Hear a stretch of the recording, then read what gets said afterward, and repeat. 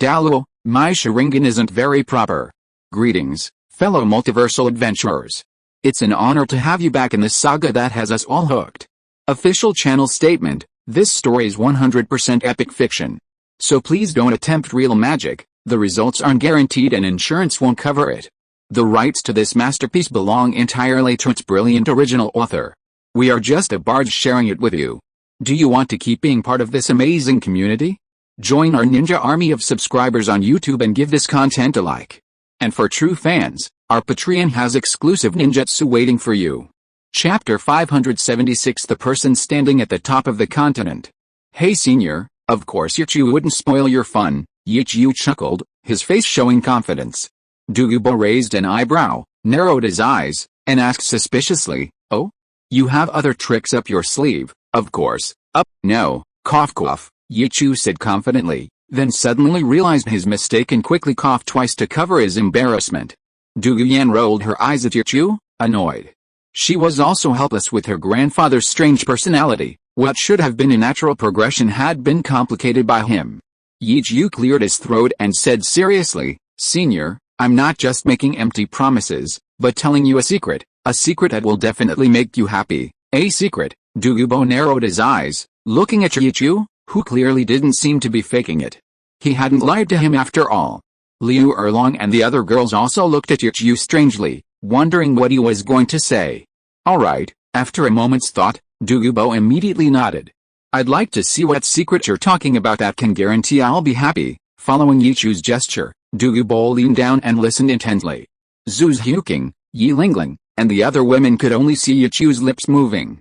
Then, a look of shock appeared on Douluo's face, followed by admiration. Admiration for Yichu, and finally, great joy, his delight evident on his face, accompanied by his signature strange laugh. Hehe, Douluo laughed loudly, patting Yichu's shoulder. You kid, I didn't expect the woman you're hiding to have such an extraordinary identity. Well, since that's the case, then I'll give her another pair. You kid, that's really great, I'm even looking forward to it. Tell me, how many women do you have outside? Let me see if my bag is enough. Liu Erlong and the others watched this scene in utter confusion. Only Zhu Huqing had a guess. The six-winged angel martial soul of the spirit hall was definitely worth Douluo showing such an expression. Just as Zhu Huqing had guessed. He claimed to be telling Douluo a secret, but it was really just empty promises. He'd even brought Tang Yuhu along, but Douluo's attention was completely captivated by Jin Daoliu. The feeling of being able to be sworn brothers with a number one Douluo in the sky, and having the granddaughter of someone who looked down on him call him grandpa, it was incredibly satisfying. Douluo was once again tricked by Yichu into giving him something for nothing.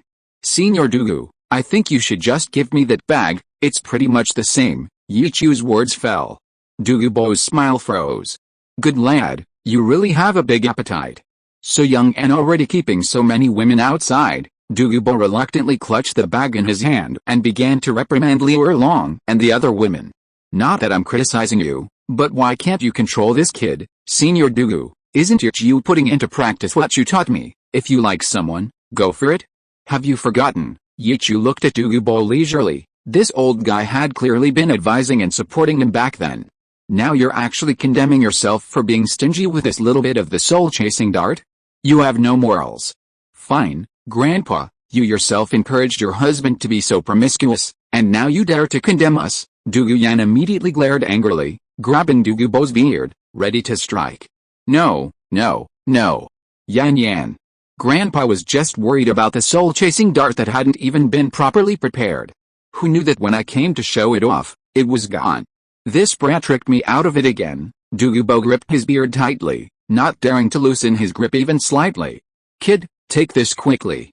I won't interfere with your family's affairs anymore. You little brat, you betrayed me again. I taught you to be more carefree and live happier, and I've taught you wrong, Douluo muttered, handing the bag in his hand to Yichu. Douluo's words, however, caused Xiao Wu, Liu Erlong, Ning Rongrong, and Zhu Huqing to pause slightly in surprise. Yichu, oblivious to everything else, was preoccupied with an apologetic expression as he took the bag from Douluo's hand and pulled Douluo aside. Yan, let it go. It's not entirely Senior Douluo's fault, HMPH. Of course I know, Douluo snorted, snuggling against Yichu without saying anything more. "Alright, sisters, let's wash our hands and eat," Liu Erlong chuckled, gesturing for the women to sit down. "Your Majesty Douluo, please take a seat." "No, no, no, I'll sit at the end of the table, so I don't see you all showing off your love." Douluo waved his hands repeatedly, his smile quickly returning. No matter what, in the future, those who would call him grandpa would include the successor of the Spirit Hall. Tisk tisk tisk, by then, he, Douluo, would be the most powerful person in the world.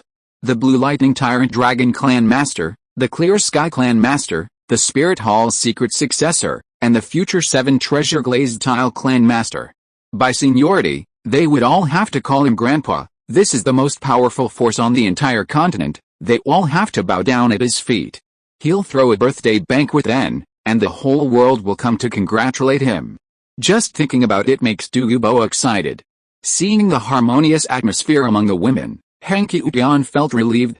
This title Douluo Senior was truly like an ordinary elder here, kinda unapproachable. "Senior, by the way, do you need any soul bones? Yichu can offer you a few." At the dinner table, Yichu, feeling apologetic, offered his compensation. "Hey, if you have any, give them to me.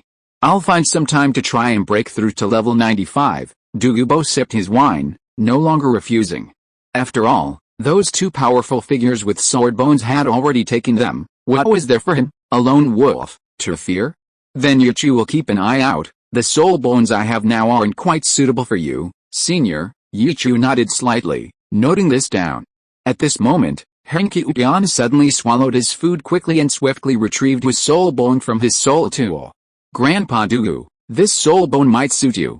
Its age is definitely not low. It was dropped by a black-spotted king serpent that was over 30,000 years old." Hanky Ushin's words silenced the dinner table for a moment. "Oh? I didn't expect Xiao Ocean to have a 10,000-year-old leg bone." Douluo was stunned, looking at the left leg bone in the black box, which gleamed with a black, eerie light. Its quality was indeed very good, and it had fallen from a serpentine soul beast, so it seemed very suitable for him. "Alright," immediately. Douluo, who had taught Yichu how to be carefree, immediately began to teach her by example. "Xiao Ocean, I'll accept this soul bone of yours without ceremony. If you need anything in the future, just come to me." "Hey." Douluo calmly accepted the black box, a smile on his face. He didn't need to worry about such matters. Yichu's abilities meant that this little girl would not lack soul bones. Wishing everyone a happy life. Chapter 577 Oscar, the Pervert and Scoundrel. Seeing Douluo accept his soul bone, Hanky Udian showed no emotion other than being flattered. A smile graced his face. "How, don't worry, Xiao Ocean, I'll make it up to you later." Yichu smiled slightly. In his view, a soul bone over 30,000 years old was nothing special. No need. This is Xiao Ocean's own way of showing respect to Grandpa Douluo." Hanky Udian waved his hands repeatedly, not wanting to be so particular with Yichu. "Alright, eat well." Yichu didn't say much more, she would know later.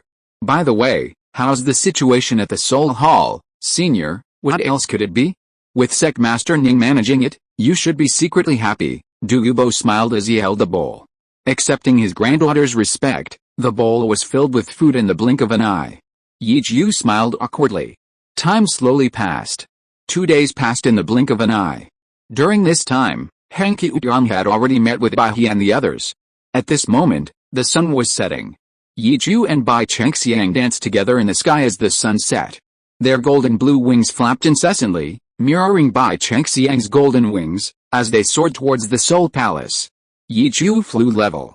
Bai Chengxiang quickly followed, tilting her body back and floating beneath him. Yichu the two faced each other, their faces beaming with joy. Bai Chengxiang's ponytail swayed, her slender body steady, her breasts gently brushing against Yichu. An excited blush spread across her face. "Yichu, if you don't speed up, you'll lose to me, so be it, I'll give you the bet now." Yichu chuckled, ceasing his flapping and simply gliding. He gently embraced Bai Chengxiang's waist, pulling her close. "Yichu, this is heaven." Bai Chengxiang's body trembled slightly, her face flushed a deep red, like the sunset. "What's there to be afraid of in the sky?" Yichu nodded slightly, then captured Bai Chengxiang's red lips in his mouth, gently caressing them, swirling them, and curling them. Bai Chengxiang's body was burning hot. She had never experienced such a mid-air encounter before. Her wings trembled slightly, and she almost lost her balance. Fortunately, Yichu was alert and held Bai Chengxiang tightly as she nearly crashed. Hell, looks like I bet too early. No, it was you who grabbed my butt just now. Bai Chengxiang looked at Yichu shyly. This man who had seduced her into his harem after only a few meetings. That's because I was afraid you wouldn't be able to fly steadily. Yichu smiled, moving his hand to embrace her waist. I won't be unable to fly steadily. Bai Chengxiang simply spread her legs apart and wrapped them around Yichu's waist, hugging his neck. She pressed herself tightly against Yichu's chest, watching the setting sun behind them. She gently kissed Yichu's cheek and said softly, Yichu, will you take responsibility for me for the rest of your life? Of course, and even a lifetime might not be enough. You'll stay with me for as long as Xiao Wu and the others stay with me. It sounds like a jerk, but you're all an indispensable part of my heart. I'll take responsibility to the end. Yichu hugged the swaying body in his arms and bit Bai Chengxiang's cheek. Don't think too much, Bai Chengxiang squinted her eyes. She could feel the heat and awkwardness even from the slightest touch. Although shy, she was quite confident in her charm. At least she was still very appealing. A short while later, Yichu landed with Bai Chengxiang, standing at the magnificent entrance of the Soul Palace. Bai Chengxiang was still clinging to Yichu, and before she could get down, a cheeky voice rang in their ears.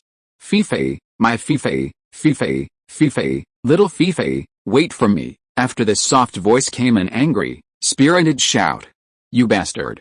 Can you stop being so lewd? If you keep this up, I'll really get angry. Yichu turned his head and a hint of surprise flashed in his azure eyes. Sister Fei Fei, Bai Chengxiang in his arms suddenly exclaimed, jumping off Yichu's embrace with a flushed face. Yichu asked in confusion, Xiangxiang, do you know that woman? Yes, she's a genius from the Breaking Clan. You should have met her before, Yichu. Bai Chengxiang nodded slightly, quickly tidying her somewhat disheveled clothes. The Breaking Clan, I think I vaguely remember her. Yichu stroked his chin. Looking at the couple walking towards them, a smile appeared on his face.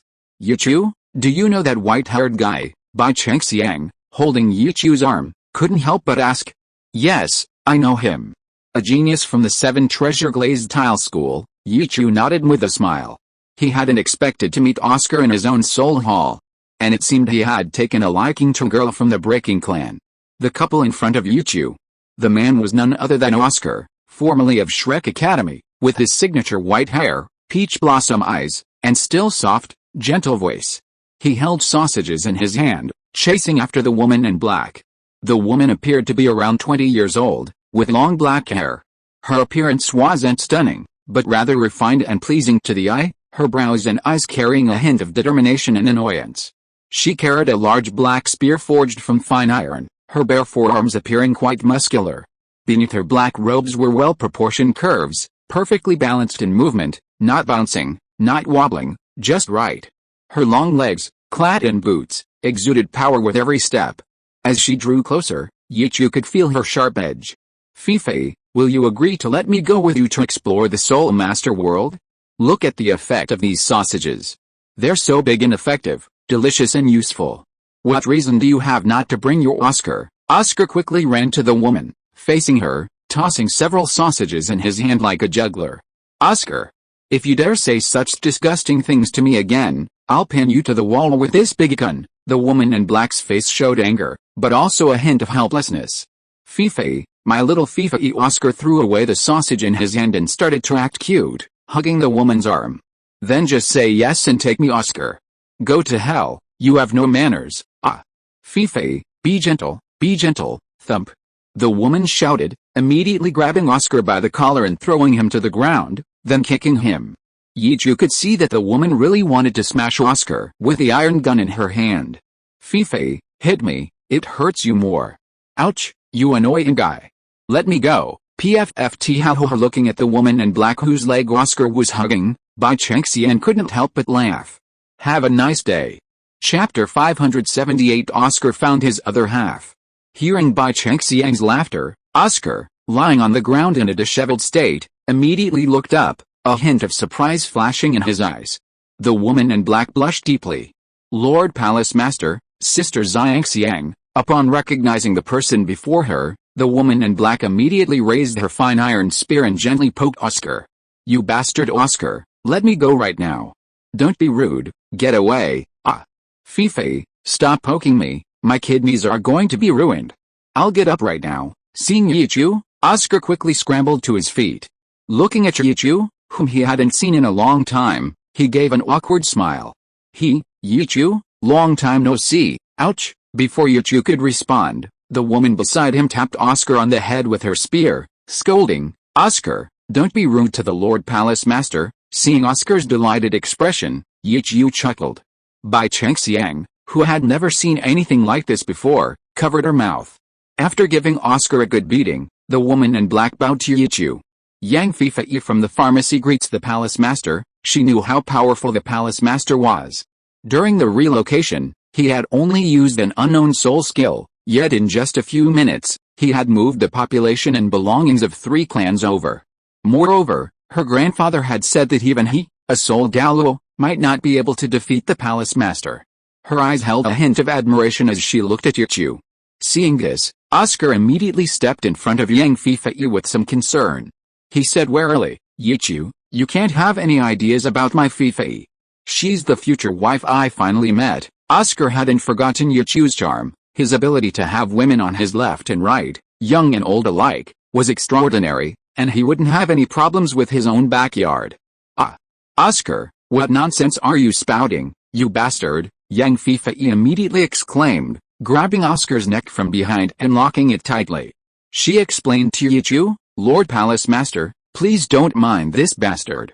That's just his personality, he doesn't mean to speak recklessly." Oscar, nestled in her arms, looked somewhat content, leaning back against her before his face slowly turned a liverish color. Unable to hold back any longer, he pleaded, "Oh, Fei, I'm going to die PFFT." Bai Chengxiang covered her mouth, looking at Yichu with a teasing expression. She hadn't expected this white-haired man to have such a worry. However, thinking of her sisters at home, Bai Chengxiang could understand. Yichu's face showed a hint of embarrassment. However, he could still see the worry for Oscar in Yang Feifei's eyes. He waved his hand and said, "Oh, Fei, it's okay. Oscar and I are friends." Yang Feifei was stunned for a moment, then, remembering that her Lord Palace Master had a connection with the 7 Treasure Glazed Tile School, she understood a little. She immediately pushed Oscar away, her face slightly flushed, and glared at him fiercely.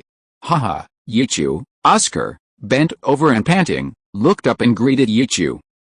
Oscar, it's been a long time. It seems you found your goal." Yichu briefly checked Oscar's cultivation level. Although his progress was good, without any immortal herbs, he, like Yang Fifei, was still a soul venerable. He found it. All thanks to the soul palace you built." Oscar looked at Yang Fifei beside him with a lewd smile. Yang Fifei glared at Oscar fiercely. How many times had she told him not to look at her with that lewd expression? He just wouldn't change. "Sister Fifei, are you leaving home?" Bai Chengxiang waved gently to Yang Fifei. They had met at the 4-clan gathering. "Yes, Xiangxiang. It's much more lively here, but this peaceful life isn't what I want. I want to go out and explore." The anger on Yang Fifei's face subsided slightly. She looked at Bai Chengxiang, who was nestled together with Yichu, but her eyes showed no reaction. She had already heard about this from her grandfather, Yang Wudi. Yang Wudi also wanted her to go to Blue Tyrant Academy, but she refused. Life in the backyard would definitely be even more boring than at home. Oscar seized the opportunity and said with a smile, "Right, speaking of which, Yichu, aren't you the Palace Master? Why don't you help me persuade Fifei to take me with her to explore the Soul Master world, you bastard?" "Shut up." Yang Fifei was furious and reached out to pinch Oscar's soft waist. "Ouch!" Oscar immediately let out a miserable howl. Yichu shrugged with amusement and spread his hands, saying, "I don't have the authority to arrange that." Yang Fifei breathed a sigh of relief and snorted coldly. "HMPH. With your skinny arms and legs, and delicate skin, and you're a food-type soul master, what's the point of exploring? Can't you just cultivate properly with your innate full soul power?" Oscar made a bitter face, pulling her wrist as if he were being coquettish. "Fifei, I can only cultivate better with you. Otherwise, I can't concentrate on cultivation without you by my side." "I don't want to talk to you," Yang Fifei shook off Oscar's hand and looked at Yichu and Bai Chengxiang. Lord Palace Master, is there anything you need here? No, Yichu just came to accompany me for a stroll, Bai Chengxiang replied with a smile, then chuckled and said, Sister Fifei, would you like to walk with us? No, Yang Fifei shook her head. Lord Palace Master, since there's nothing else, Fifei will take her leave. Yichu nodded slightly, looking at Oscar's pleading eyes, and suggested, it's best to bring a companion when you go on a training trip, so you can look after each other. Fifei will think about it. Yang Fifei bowed slightly and then quickly walked into the Soul Palace territory, carrying her iron spear. Thank you, Yichu. Goodbye, I'm going to pursue my little Fifei. Oscar waved and was about to run towards Yang Fifei. Yichu stopped him halfway. Oscar, have you made your choice? Oscar paused slightly, scratching his head helplessly. Turning back, he said seriously, Yichu, actually, I wanted to ask you, if I really become a god, where will I go? Can Fei come with me? Yichu was taken aback, then truthfully replied, the god of food is only a second-level god, not qualified to take anyone up. I see, then I have even less burden. Oscar's face showed a hint of relief. A touch of self-reproach appeared on his face. Sigh. I should have known better than to brag to Fei about having the potential to become a god. It made her not want to talk to me anymore. She always forces me to cultivate. Haha, Yichu, I still have to thank you, but the position of god of food. I think I'll pass. My Fei is much more appealing. Wishing everyone a happy life. Chapter 579. Who says you can't come see me? Yichu was slightly taken aback. He hadn't expected Oscar to like Yang Fifei so much. But since he had already made his choice, Yichu didn't need to force anything. He smiled and said, in that case, I can only wish you all the best. Don't worry, I'll be shameless enough to win her over quickly. Oscar chuckled, waved goodbye to Yichu, and then turned and quickly chased after him. Fifei, little Fifei, wait for me. Oscar, don't shout like that here, believe me or I'll beat you to death. Looking at Oscar's back, Yichu felt a little embarrassed. If you were to go to such lengths, he might feel very uncomfortable. Bai Chengxiang smiled. She turned to look at Yichu's profile, wishing Yichu could treat her like that. Xiang, why are you looking at me like that? Yichu looked at her strangely. Nothing. Bai Chengxiang's expression changed slightly, and she took Yichu's arm and walked into the Soul Palace. Yichu, are you serious about becoming a god? Yes, seriously. Yichu smiled and nodded, holding Bai Chengxiang in his arms. Don't worry, I won't abandon you. I believe you. Bai Chengxiang smiled gently, pinching her ponytail and brushing it against Yichu's handsome face. Late at night, Yichu pulled Bai Chengxiang by her pigtails to the beach. He gave Bai Chengxiang a full-body massage, reminiscing about their past intimate moments. On a fishing boat by the sea.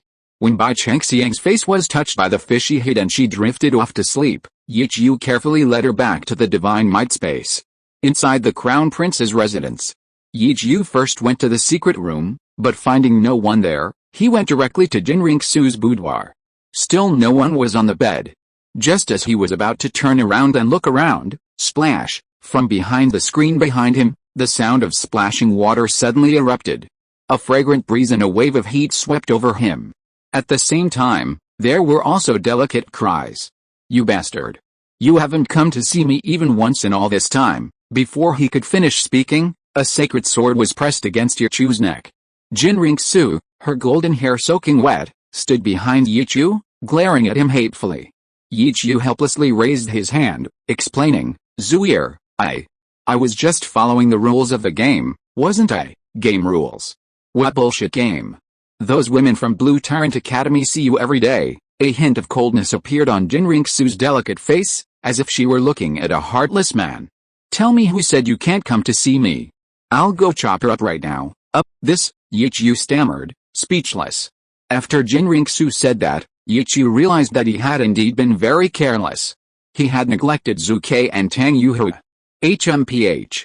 Speechless now, you bastard, you don't miss me at all. Jinrixu gritted her teeth hatefully. The sacred sword in his hand twirled, as if he were about to fight at the slightest provocation. Yichu retorted, Zuier, you're wronging me. Did I come to you tonight to discuss tomorrow's plans? How? You only remember me when it's my turn. Hearing Yichu's words only fueled Jinrixu's anger. So, You'll have even more women in the future, taking turns serving you. Will you only remember the women you have when you're ready to go to war? Huh? You scoundrel! Yichu opened his mouth. Although he was a womanizer, he wasn't so indifferent to his women. Zuier, I didn't. How could I be like that? The other day, when Senior Douluo gave Xiao Wu and the others gifts, I was thinking of you. I even asked for one for you. A gift? Jinriksu raised an eyebrow, her face showing some confusion. Yes, a gift. Hearing Jinriksu's tone soften, Yichu immediately turned around, intending to hug her and coax her. However, when he turned around, he saw a vast expanse of white skin, her curvaceous body dazzling under the light of the luminous pearl and candlelight. Her fair breasts, slender waist, shapely buttocks, straight legs, and the golden shadows around her. Yichu was momentarily unable to look away. He hadn't expected Jinriksu to suddenly appear behind him while still bathing. Seeing Yichu frozen in place, Jinriksu raised an eyebrow, looking at his threatening gesture with a gun. Her face immediately flushed crimson. She cried out, "Ah! You bastard, who told you to turn around?" Jinriksu was filled with shame and indignation, immediately trying to run back behind the screen. Yichu, however, was quick-witted and forcefully pulled Jinriksu into his arms, their soft bodies colliding.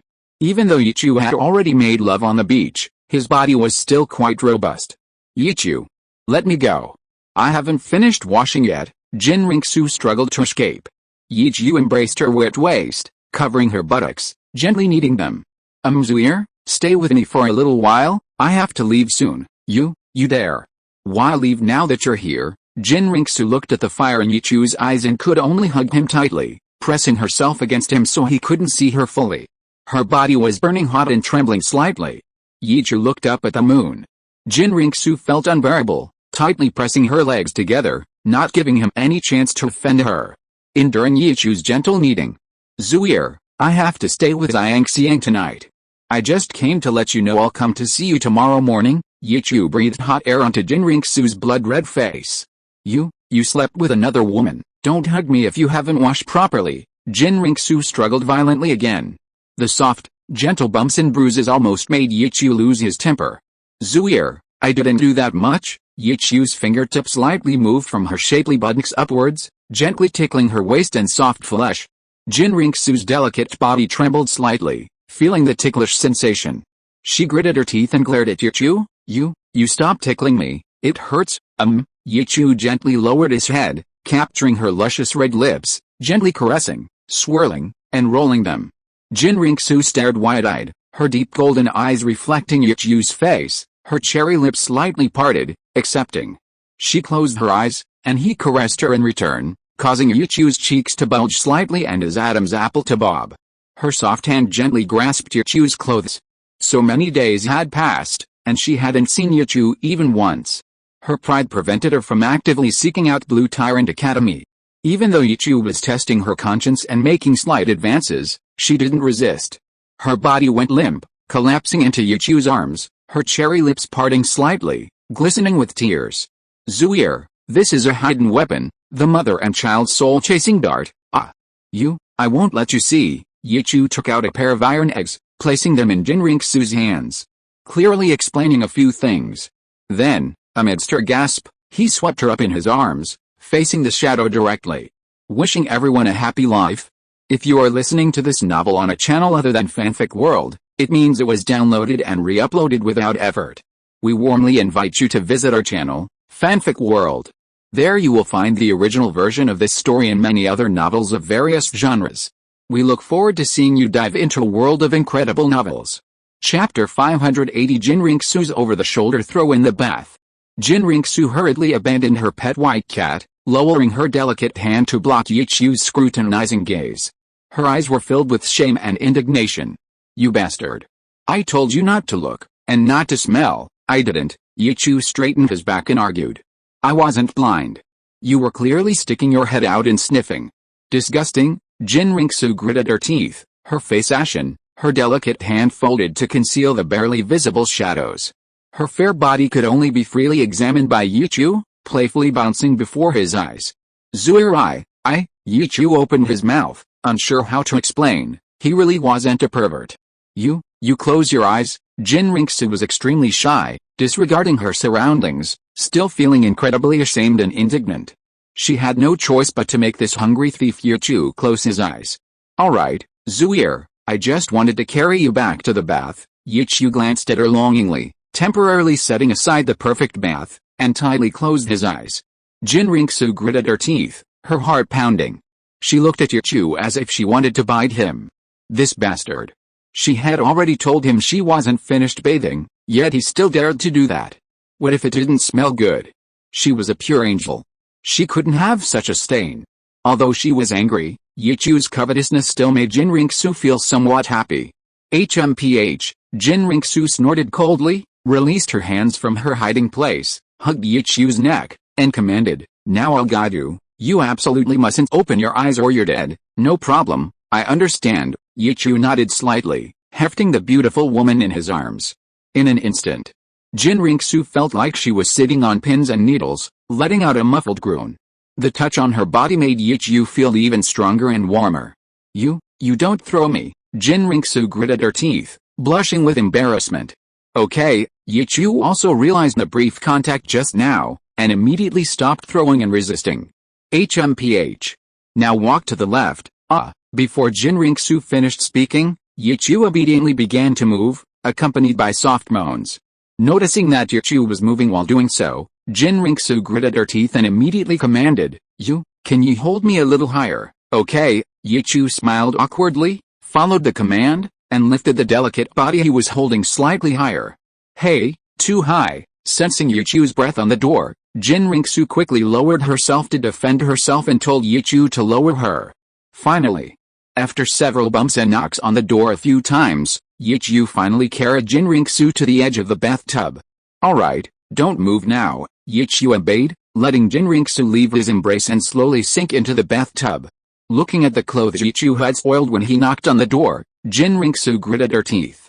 She didn't want Yichu to know that after being pressured by him a few times, she couldn't resist pulling him into the room to welcome him. She immediately thought of a way to destroy the evidence and punish Yichu. She said, "Yichu, you bend over and give me your hand." Yichu, who was about to open his eyes, obediently bent over and reached out. Then, Yichu opened his eyes, somewhat bewildered. He felt himself flipping in the air, and then heard the loud thud of his body hitting the water's surface, hot water rushing in from all directions. Yichu saw Jinriksu's apologetic and guilty face. Jinriksu took deep breaths, looking at Yichu, whom she had thrown over her shoulder and slammed into the bathtub, not daring to get too close, and could only curl up in a corner. Watching Yichu struggle to get up, Jinriksu coughed a few times as he stood up. He didn't like drinking bath water. "Yichu, don't spit in my bath," Jinriksu corrected him somewhat guiltily. I just filled the tub again. I haven't even started washing yet." "Don't spit, Zuier. Why did you hit me?" Yichu looked at his wet clothes and asked Jinriksu in confusion. "Do I need a reason to hit you?" Jinriksu snorted coldly. Yichu's anger from not seeing her for so long had subsided. Yichu opened his mouth, but hesitated. Thinking of his several confrontations with her earlier, he could only nod. "Alright, whatever makes you happy."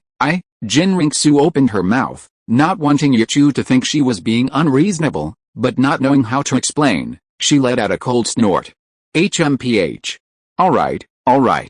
Go on, come early tomorrow, okay?" Yichu nodded slightly, standing in the bathtub, slowly approaching Jinriksu.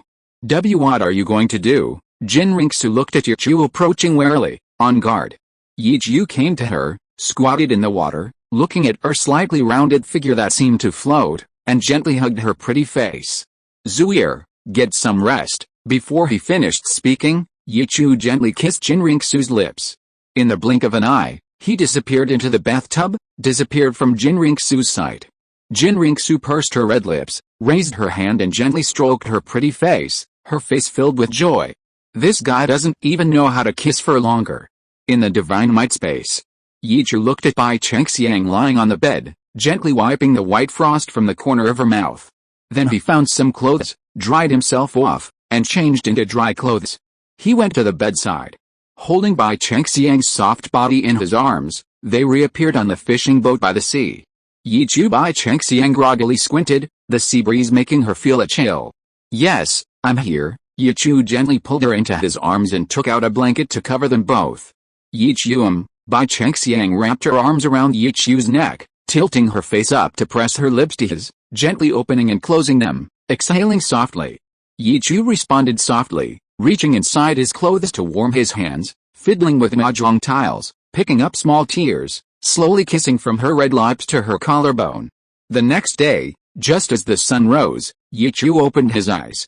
His pillow was empty. Bai Chengxiang had somehow crawled into the blankets, pressing tightly against her lover's stomach.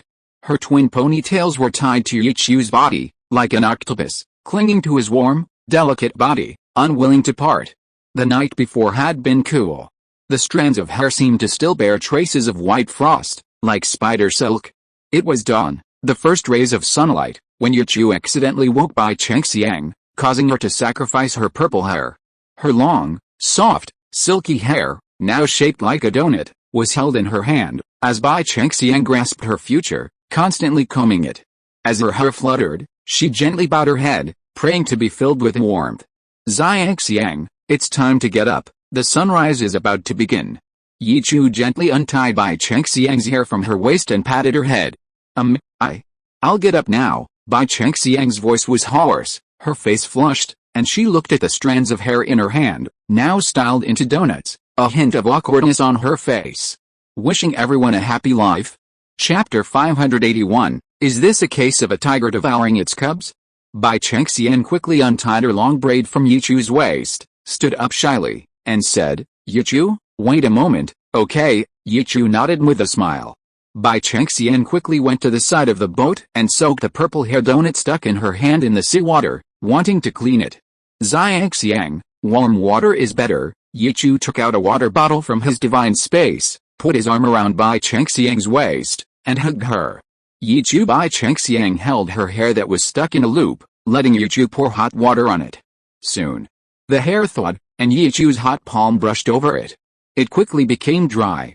Yichu smiled, spread his 5 fingers, and gently combed Bai Chengxiang's waist-length hair. It's all clean now. Just now, it wasn't dirty. Bai Chengxiang pursed her lips and lowered her head. If she hadn't not absorbed it completely, it wouldn't have spilled onto her hair. Alright, you don't mind me, but I mind myself, Yichu chuckled, cupping Bai Chengxiang's pretty face and gently kissing her. Bai Chengxiang blushed, giving Yichu a charmingly glare. Smiling shyly, she said, Didn't you just say you mind yourself?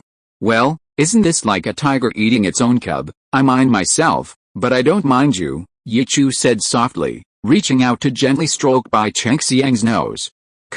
Bai Chengxiang smiled shyly and gently, gazing at Yichu with reluctance to part.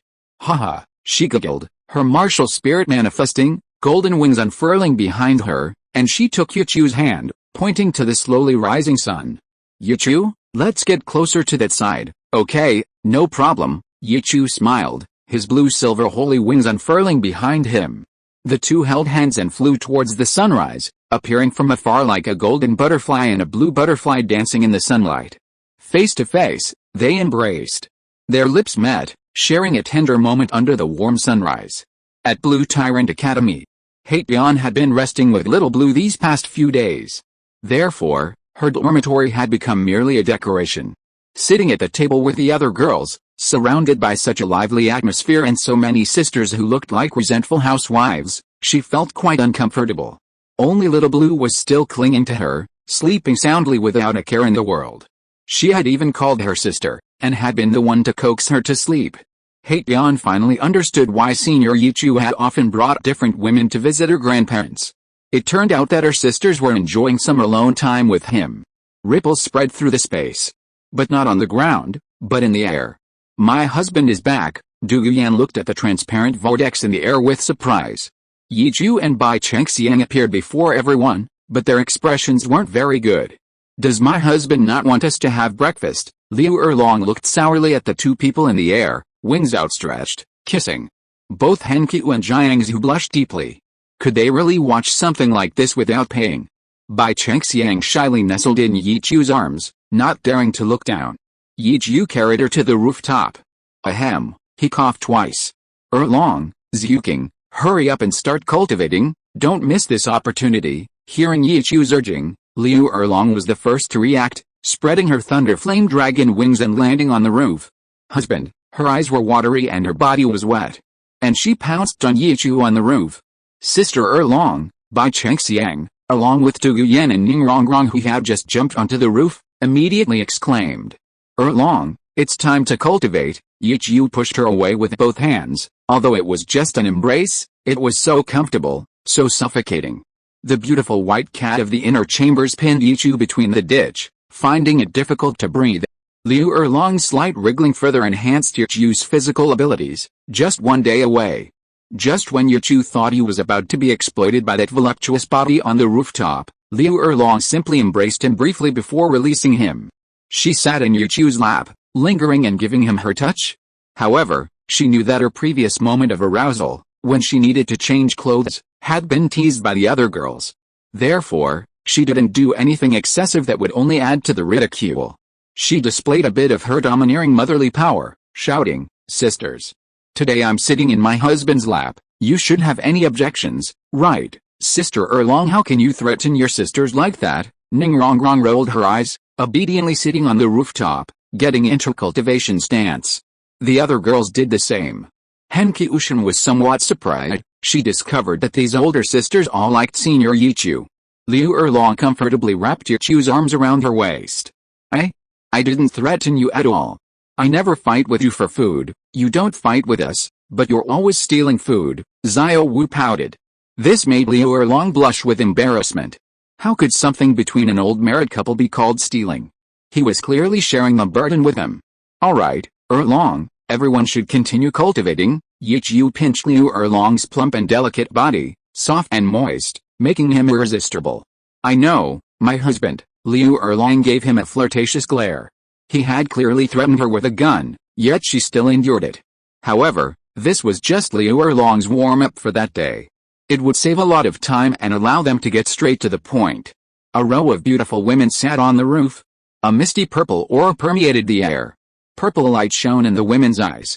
Taking advantage of the time while Liu Erlong and the others were preparing breakfast, Yichu ran away. He arrived at the secret room of the Crown Prince's residence. Jinringsu was already prepared and had been sitting at the stone table for a while. Wearing a long, golden palace dress embroidered with simple patterns and a high collar, paired with long boots, only her delicate hands were exposed, except for her face and a sliver of her neck. Yichu's arrival caused the anticipation in her eyes to quickly fade, replaced by an unusually bright expression. She couldn't help but walk briskly towards Yichu.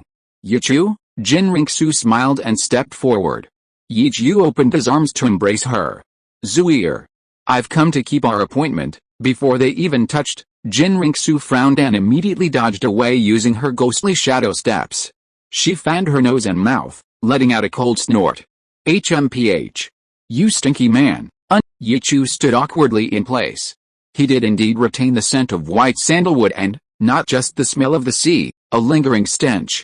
You didn't even bother to wash up before coming to see me. Jinringsu narrowed her eyes, her long, narrow phoenix eyes scrutinizing him. I was just afraid you'd have to wait too long. Yichu shrugged helplessly.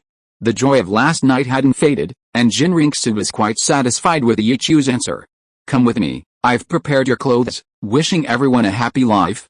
Chapter 582 Taking you to see my grandpa. Ready for me? Yichu raised an eyebrow, watching Jinringsu's graceful figure disappear into the distance, and immediately followed. He reached out to take Jinringsu's soft hand in his. The moment he touched her, Jinringsu blushed and smiled, pulling away. Don't touch me until I'm clean. She was clearly satisfied with Yichu's thoughtful action. Alright, Yichu nodded helplessly.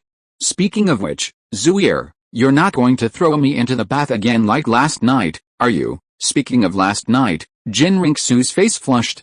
She just didn't want Yichu to see his wetness. If you want, I can grant your wish. Never mind, I still think Zuier can be gentler. Yichu chuckled, turning to look at Jinringsu's profile. Are you saying I'm not gentle enough? Jinringsu's flushed face turned somewhat menacing. Yichu quickly explained, no, that's not true. Zuier, I just don't want to see you angry or upset. HMPH. If you don't want me to be angry, then don't make me unhappy. Jinringsu rolled her eyes at Yichu. She reached out and grabbed Yichu's collar, and Yichu obediently followed her with his hands raised. They entered Jinriksu's boudoir. The hot water is ready, and the clothes are prepared. Go wash up first, and I'll wait for you here. Jinriksu pointed to the clothes hanging on the screen, where the bathtub was still steaming. Thank you, Zuier. Yichu smiled and was about to step forward when he teased, how about, we go together? Jinriksu looked at Yichu in surprise. She slowly gritted her teeth and said, sure, I'll castrate you and then we'll go together. How? Just kidding. Yichu chuckled dryly and immediately went behind the screen. That bastard's dream. He gets to use my bathtub and towels, and now he wants me to keep him company?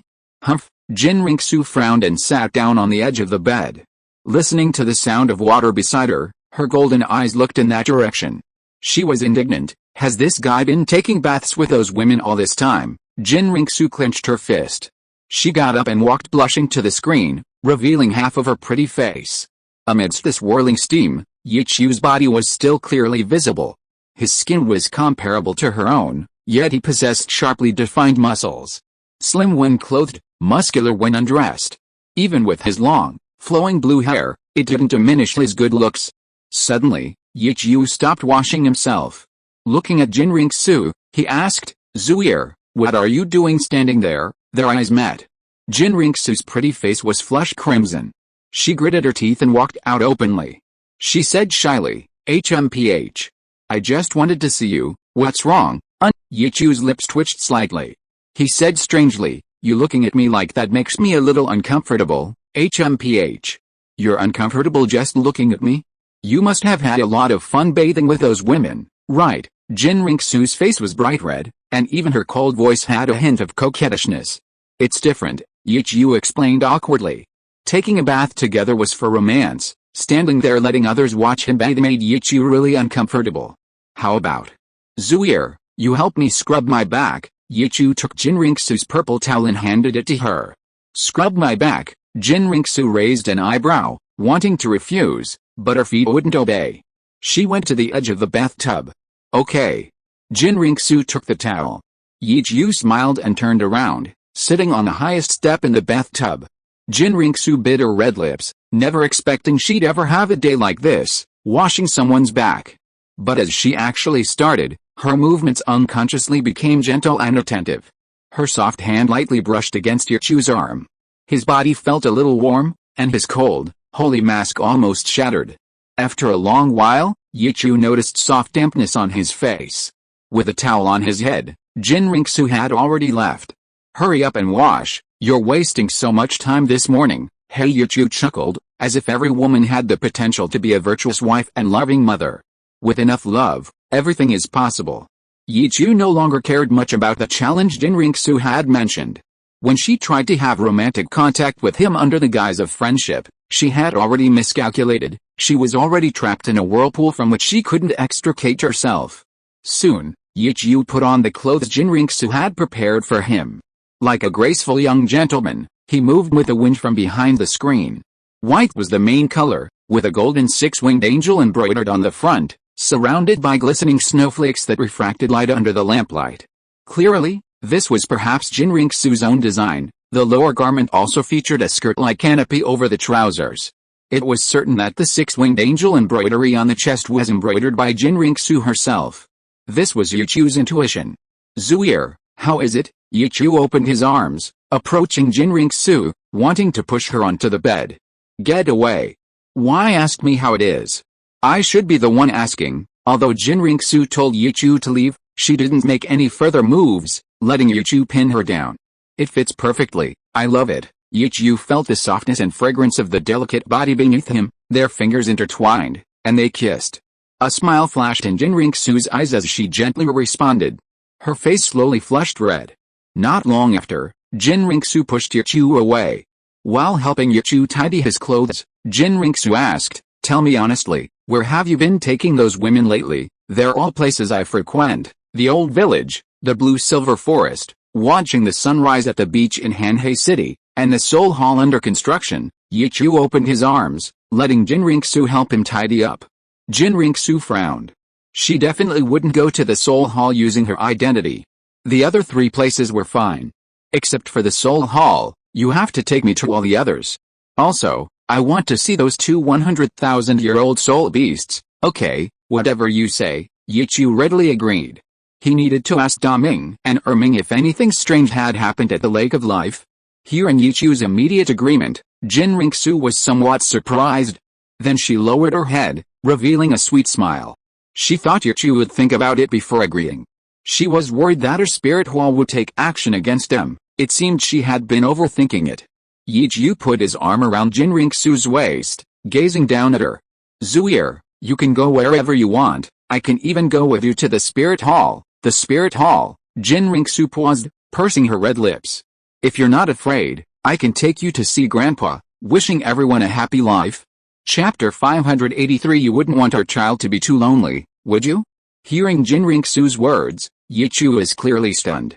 Go to Wuhan City to see Jin Douluo. Ouch! As soon as Yichu finished speaking, Jin Ringsu frowned and twisted her arm around his waist. She said coldly, what kind of address is that? Even if we're just friends, you're not allowed to call my grandfather by his name. Do you usually call Ningfengzi and Chen Xinbib too? Of course not. I just didn't react for a moment. Zuir, Yichu clutched his waist. Jin Ringsu's golden eyes dimmed slightly at the mention of her friendship with Yichu. She snorted coldly. HMPH. Why do you seem reluctant to go? How could that be? The Grand Elder of the Wuhan Hall, the strongest in the sky today. Of course I want to see his splendor. Yichu shook his head repeatedly. To be honest, he also wanted to go and see if he could see the ancestor Jin Ringsu had mentioned before. He remembered her saying that her ancestor was still alive. If he could establish contact with the angel god, perhaps some things could be resolved better. I didn't expect you to know so much. Jin Ringsu's eyes gleamed with pride upon hearing Yichu's words. You wait, the strongest in the sky will be me. Alright, I'll wait for that day. Then we'll fly together and see the whole continent. Yichu smiled and pulled Jin Ringsu into his arms, nuzzling her cheek against his ear. HMPH. You'll have to be able to beat me first. Jin Ringsu huffed, her eyes filled with anticipation as she looked at Yichu. She felt that Yichu could definitely beat her. The gap between them was getting smaller and smaller. But she didn't feel angry at all. Gradually, she felt that this was a matter of course. Without someone stronger than her, why should he be her man? I will work hard to keep Zuir by my side forever, so she can never leave me again. Yichu hugged Jin Ringsu tightly. Jin Ringsu couldn't live without him, so why would he want to let her go? He lowered his head and gently bit the tip of her nose. Jin Ringsu's body flushed, she moaned softly, even forgetting to argue. This was the first time Yichu had so forcefully taken her. Before, it was always she who spoke to him. Yichu gently pulled her onto the bed. By the way, when are we going to Wuhan City? Jin Ringsu buried her face in Yichu's clean neck, which still carried her fragrance, kissing it gently, her little tongue darting out, exhaling warm, moist breath, asking, can your divine power connect to that place? The Min clan has already marked the area near Wuhan City, we can go anytime. Yichu embraced Jin Ringsu's body, reaching into his robes to capture her fair, rosy breasts, playing with them casually. Ekum, then I'll inform Grandpa first, we'll go tomorrow. Jin Ringsu breathed softly, her soft hands, which she hadn't seen in a long time, stroking Yichu's abs and pectoral muscles, leaving teeth marks on his collarbone. Yichu's next words. The moment Jin Ringsu's emotion stirred, her expression turned cold instantly. Zuir, how about I take you to Blue Tyrant Academy for breakfast? Hiss, Yichu gasped. Jin Ringsu's silver teeth bit down hard on his shoulder, her hand, which could have freely explored him, was firmly held down. Jin Ringsu looked up, staring intently at Yichu. Do you think I can't lift a sword anymore? Yichu patiently explained. No, I just want you two to meet, otherwise I'm afraid you won't be familiar with each other later. HMPH. I don't need to be familiar with them. I only like you to be alone with me. Seeing them touch you, I'm afraid I won't be able to resist killing them. Jin Ringsu snorted coldly. Although her bottom line of one love for life had been lowered considerably, that wasn't a reason for Yichu's insolence. Yichu's mind raced, and he quickly came up with another plan. Zuir, then when we have children, shouldn't the children get to know each other first? Otherwise, wouldn't our son be very lonely? What did you say? Children? Yichu's words stunned Jin Ringsu, her face flushed, her eyes filled with a mixture of shyness and anticipation. Yes, children are ours, Yichu breathed a sigh of relief and nodded slightly. What nonsense are you talking about? It's such a long time coming. Why think so much? Feeling Yichu's imposing presence, Jin Ringsu immediately pushed him away, stood up, and her expression was no longer as insistent as before. Loneliness was a very familiar word to Jin Ringsu. She had grown up alone. She understood that what Yichu said was definitely not unfounded. Yichu stood up and hugged Jin Ringsu from behind, chuckling, Actually, it's not like there's no other way. We can have 10 or so more kids, you bastard. What do you take me for? A dozen. Go to hell. Jin Ringsu's face flushed crimson as she struggled to push Yichu away. More kids, more fun, right? Yichu held a gradually calming Jin Ringsu, gently stroking her earlobe. HMPH. You have more than just me to bear so many children for you. Surely I can't bear the children for all the other women too. Jin Ringsu rolled her eyes, her murderous intent vanishing when the other women were mentioned. How about we get back to the point? Yichu chuckled, steer the conversation back on track. No, you bastard, you're deliberately lying to me, Jin Ringsu quickly realized, turning to glare at Yichu. How could I be lying to you? It's a problem we'll face in the future, unless you don't want children. Yichu raised an eyebrow, stubbornly refusing to admit it. HMPH. Why shouldn't I? What they have, I must have too. Jin Ringsu snorted coldly, then narrowed her eyes. Speaking of which, why did you emphasize sons just now? Don't you like daughters? How could that be? I'll love any child you give birth to. I know you wouldn't dare not like them. Jin Ringsu's expression softened, and she warned seriously, I can come over, but you'd better be sensible. Today you belong to me alone. Before she finished speaking, Jin Ringsu turned her head, pinched Yichu's chin, and bit it hard. Don't worry, I know what you hate. I'll try to minimize contact with Xiao Wu and the others. Yichu didn't care that Jin Ringsu had bitten his lip. After all, to make a high and mighty angel lower herself and submit to a philanderer like him was already a favor to her. Looking into Yichu's gentle, loving eyes, Jin Ringsu felt a little overwhelmed. She turned her head, pressed her lips to his, and softly urged, hurry up and heal it, so those women won't think I'm abusing you. Hell, I won't. Yichu chuckled, healing his wound, then embraced Jin Ringsu and disappeared. Wishing everyone a happy life. Chapter 584 Jin Ringsu meets with the women. Inside the divine might space. Jin Ringsu suddenly grabbed Yichu. Zuir, what's wrong? Don't you want to go? Yichu held her small hand, looking at her gently, and didn't force her. I wanted to ask you if you want to bring any gifts. Jin Ringsu's eyes were uneasy, and her voice was a little impatient. No need, we're all family. Any gifts we exchange are just things from my family. Yichu chuckled, cupping Jin Ringsu's pretty face, trying to ease her awkward expression. Jin Ringsu nodded slightly and pushed Yichu's hand away. Stop rubbing, I'm not wearing makeup. If you make me look ugly, I won't forgive you. Haha. Yichu couldn't help but chuckle, not expecting that Jin Ringsu also had moments of insecurity about her appearance. What are you laughing at? Jin Ringsu's face was cold.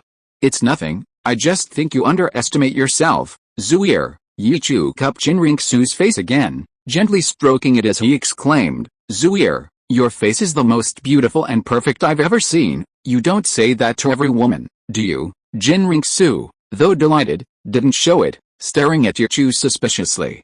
I swear to God, I've only ever said that to you, Yichu immediately assured her. Jin Ringsu didn't speak, a smile appearing on her face, and she tiptoed to hug Yichu. You have good taste, let's go.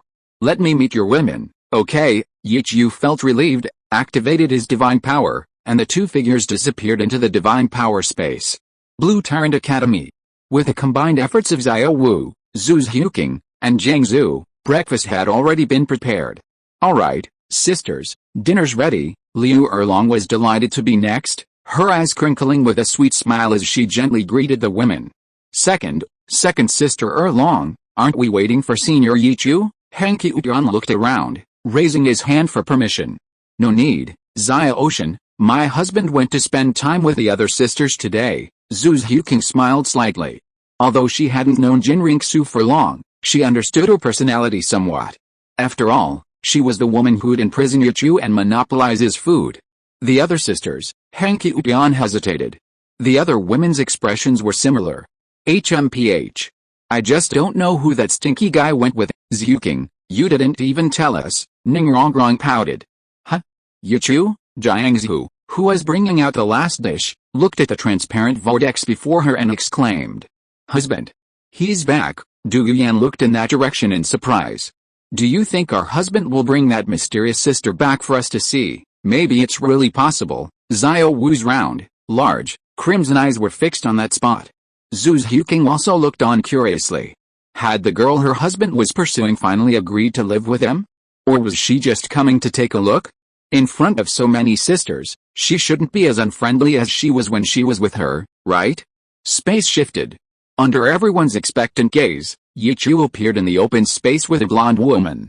Her golden hair fluttered in the wind, her eyebrows were delicate like willow leaves, and her phoenix eyes were beautiful. That face seemed to make even the surrounding flowers succumb. So beautiful, sister, Henki Ushan and Jiangzhu, who was closest, couldn't help but murmur.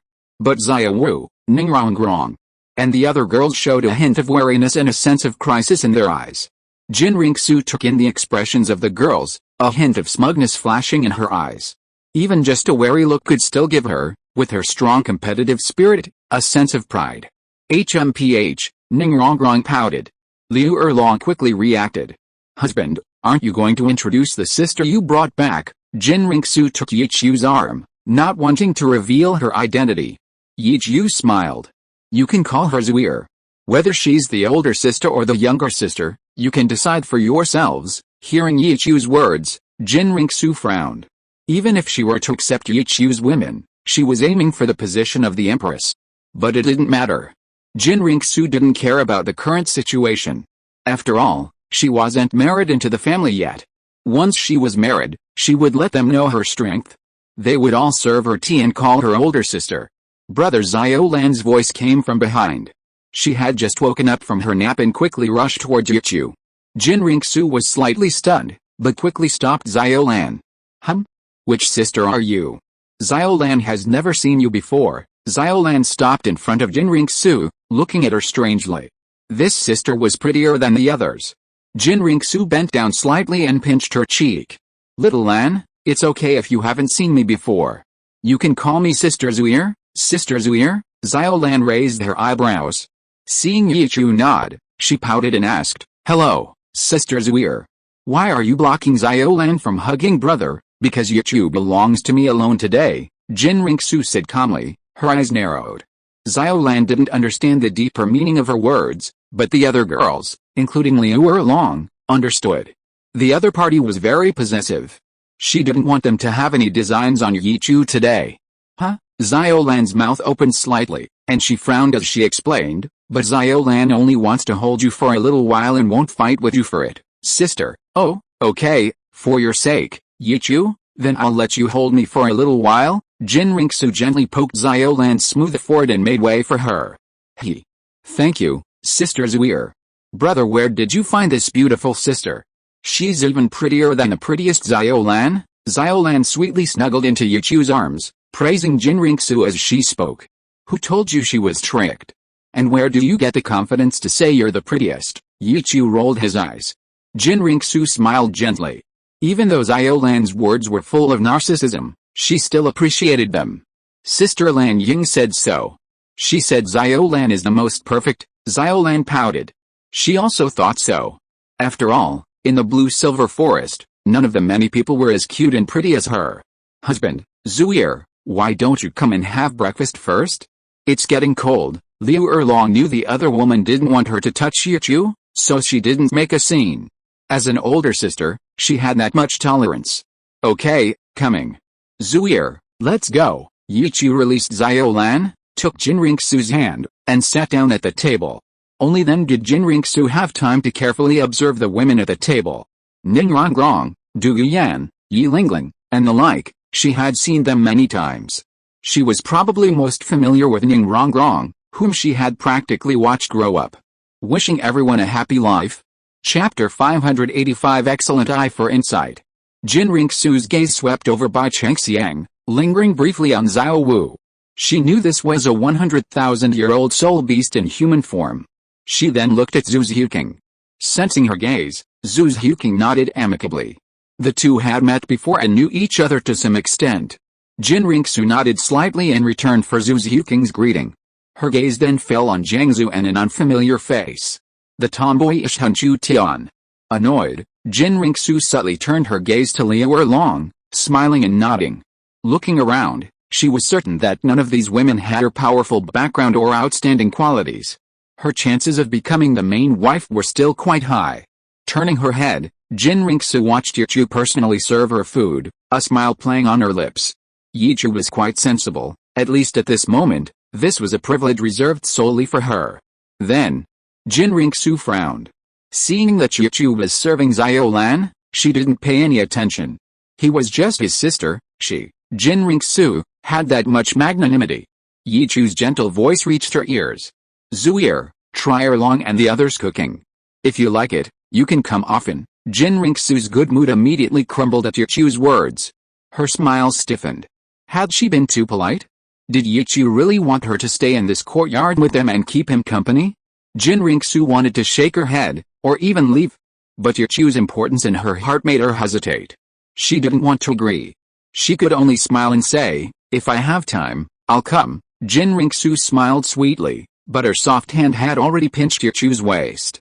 Only a few perceptive women present noticed her unusual behavior. Ningrongrong pursed her lips. Looking at the smiling Yichu, she didn't say anything more. Liu Erlong and Du Yan both wore smiles, saying nothing. Yichu's lips twitched slightly as he held Jin Ringsu's hand on his waist. Brother, what's wrong? Why aren't you eating yet? Is the food Sister Erlong made not to your liking? Xiao Lan, biting her spoon, looked strangely at Jin Ringsu and Yichu, who hadn't even started eating yet. Xiao Lan's words made Jin Ringsu immediately release her hand from her soft flesh. Yichu gave Xiao Lan an approving look and said with a smile, "Hell, nothing's wrong. I'll eat now, Zuier. You should hurry up too, okay?" Jin Ringsu nodded slightly. Watching the women at the table constantly adding food to Yichu's plate and chatting happily, Jin Ringsu couldn't help but frown slightly. Her incongruity made her regret coming here. Fortunately, Xiao Lan and Zhu Xiuqing, at Yichu's prompting, still managed to have some simple conversations with her. Breakfast ended. Jin Ringsu's proud and aloof nature was well understood by Liu Erlong and the other girls. Little sister Zuier, if you have time in the future, you can come to our academy often. We'll all be family from now on, so don't be so polite. Liu Erlong held Jin Ringsu's small hand, looking at the blonde beauty before her with a smile, showing no awkwardness. Yes, I'll come when I have the chance. Jin Ringsu smiled and nodded slightly, turning to look at Yichu, who was being pestered by Xiao Wu.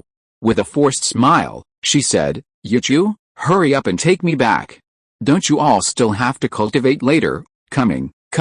Yichu responded quickly, temporarily sending Xiao Wu and Xiao Lan away before coming to Jin Ringsu's side. Goodbye. Sister Zuier. Yes, goodbye, Xiao Lan. Jin Ringsu's smile was only truly genuine when she looked at Xiao Lan. Let's go, Erlong, wait for me a bit after you're all packed up. I'll be right back. Don't worry, husband, we're used to your soul skills. We don't want to take such a long and unnecessary detour. After giving a few instructions to Liu Erlong, Yichu, holding Jin Ringsu's soft hand, disappeared into the courtyard. As soon as the figure disappeared, Ningrongrong couldn't help but snort coldly. HMPH. Where did this woman come from? She's even more pretentious than me, this young lady. If I didn't want to make things difficult for that stinky guy, I would definitely tear her apart. Haha, Du Yan laughed. She teased, Miss Ning, as a support-type soul master, you shouldn't act recklessly, otherwise you'll be bullied and you'll have to ask us sisters to stand up for you. I don't need you to stand up for me. Xiao Wu and Zhu Qing should be enough. Ningrongrong pouted unhappily.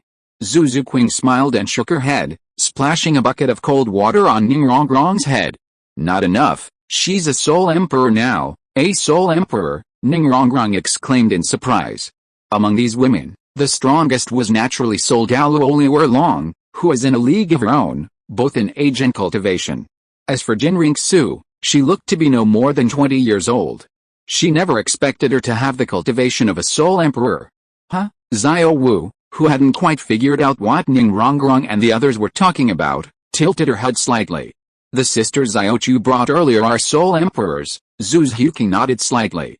Yes, Remember when my husband took me to hunt souls alone? I had the 4th ring, and she had the 6th. Henki-ushin was stunned. He hadn't expected that the woman Yichu kept outside was so outstanding. Bai Chengxiang raised an eyebrow, puzzled. But Zhuking, after you used your external soul bone, weren't your attributes enough to hold your own against opponents no higher than level 10? And with Xiao Wu and Rongrong's help, even if she's a soul emperor, it shouldn't be too difficult, right? Yeah, Zhuking, why are you so insecure? Could it be that she's already over level 65? Ning Rongrong nodded repeatedly. Zhu Zhuking shook her head slightly, explaining, Rongrong, regardless of whether she's over level 65 or not, the 3 of us probably wouldn't be her match. Her martial soul is very powerful, just like Xiaolin's, possessing an innate domain. An innate domain, Ning Rongrong exclaimed. Yi Lingling and the other girls blinked as well. They couldn't help but be very curious about Jin Ringsu's identity. The air remained silent for a long time before Ning Rongrong let out another soft snort. HMPH. That stinky guy's judgment is as good as ever. This is a good thing, isn't it? Liu Erlong smiled helplessly. It would be better if the sisters were stronger so they could protect the whole family in the future. There's no need to place all the pressure on your husband's shoulders. Inside the divine might space. As soon as she entered, Jin Ringsu shook off Yichu's hand. You bastard, are you doing this on purpose? I told you, I like spending time alone with you. Don't try to make me accept those women right now. Wishing everyone a happy life. Chapter 586, could it be that they're deliberately trying to embarrass me? Yichu helplessly shrugged. Zuir, I was just saying it casually. If you don't want to, I won't mention it again. HMPH. Just saying it casually? Where do you get so many casual remarks? I'm afraid it's just a temporary reprieve. Jin Ringsu stared coldly at Yichu. Of course it's only temporary. After you're both married, are you going to separate the household? Of course, it'll be more lively living together. Yichu reached out to grasp Jin Ringsu's soft hand, but she shook him off. We'll talk about that when the time comes. And when did you decide that you were worthy of my marriage? Her thoughts were simple. She just wanted to spend more time with Yichu right now. Yichu's thoughts were also simple. As Douluo said, if you like someone, then go for it. I want to marry you, so naturally I've decided on you. Jin Ringsu narrowed her eyes, avoiding Yichu's burning, aggressive gaze. Marry me? How? You treat me like your future wife, yet you're hiding something from me. You mean Xiaoshan? Yichu had already noticed Jin Ringsu's unhappy expression at the dinner table. He explained, Xiaoshan only arrived a few days ago.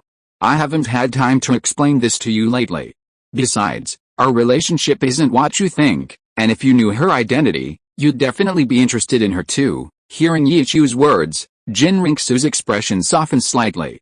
Her identity? Is there anything special about her? Of course. Yichu stepped forward and pulled the nearly finished sulking Jin Ringsu into his arms, whispering in her ear, her martial soul, the blue-silver flying hammer, is actually a mutated clear sky hammer. She's actually a direct disciple of the clear sky sect. Jin Ringsu's eyes showed surprise. That somewhat malnourished little girl, she had no connection whatsoever with the 3 upper sects. It's not just that. Yichu gently shook his head. Jin Ringsu pushed away his open lips, giving him a charmingly glaring look. Hurry up and tell me, aren't you supposed to go back to cultivate? Cough cough. Alright, having failed to get what he wanted, Yichu could only cough twice, using some playful tactics to comfort Jin Ringsu. Her mutated martial soul is innate full soul power, and her father is Tang Xiao, the current sect master of the Haoshan sect. What? Jin Ringsu, her face flushed red from being manipulated by Yichu, was shocked. How could Tang Xiao's daughter be living outside? This is all thanks to the old traditions of their Haoshan sect. Yichu smiled disdainfully.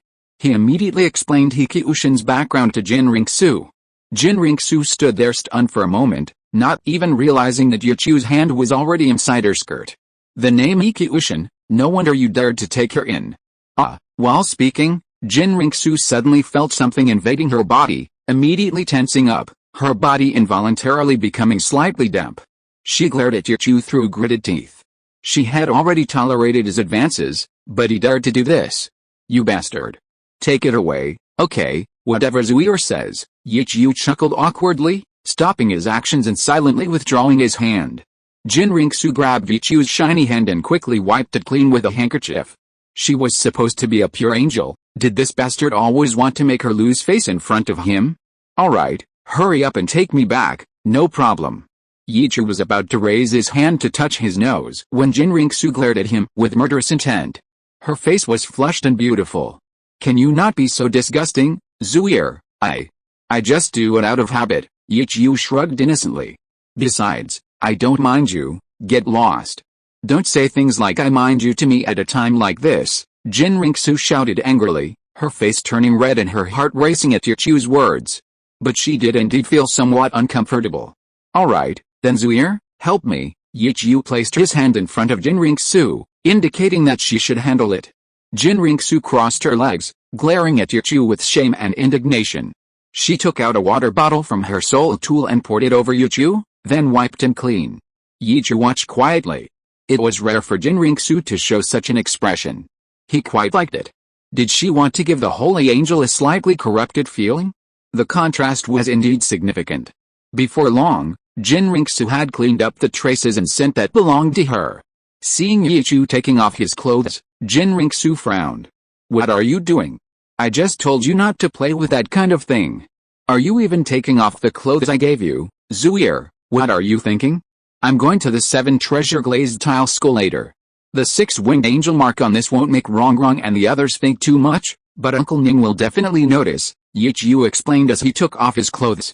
You have to sneak around wearing the clothes I gave you. Jinriksu's face was cold, her embarrassment replaced by annoyance. Yichu chuckled dryly, saying nothing. Give me the clothes, and come find me as soon as you're done training. Jinriksu took the clothes from Yichu.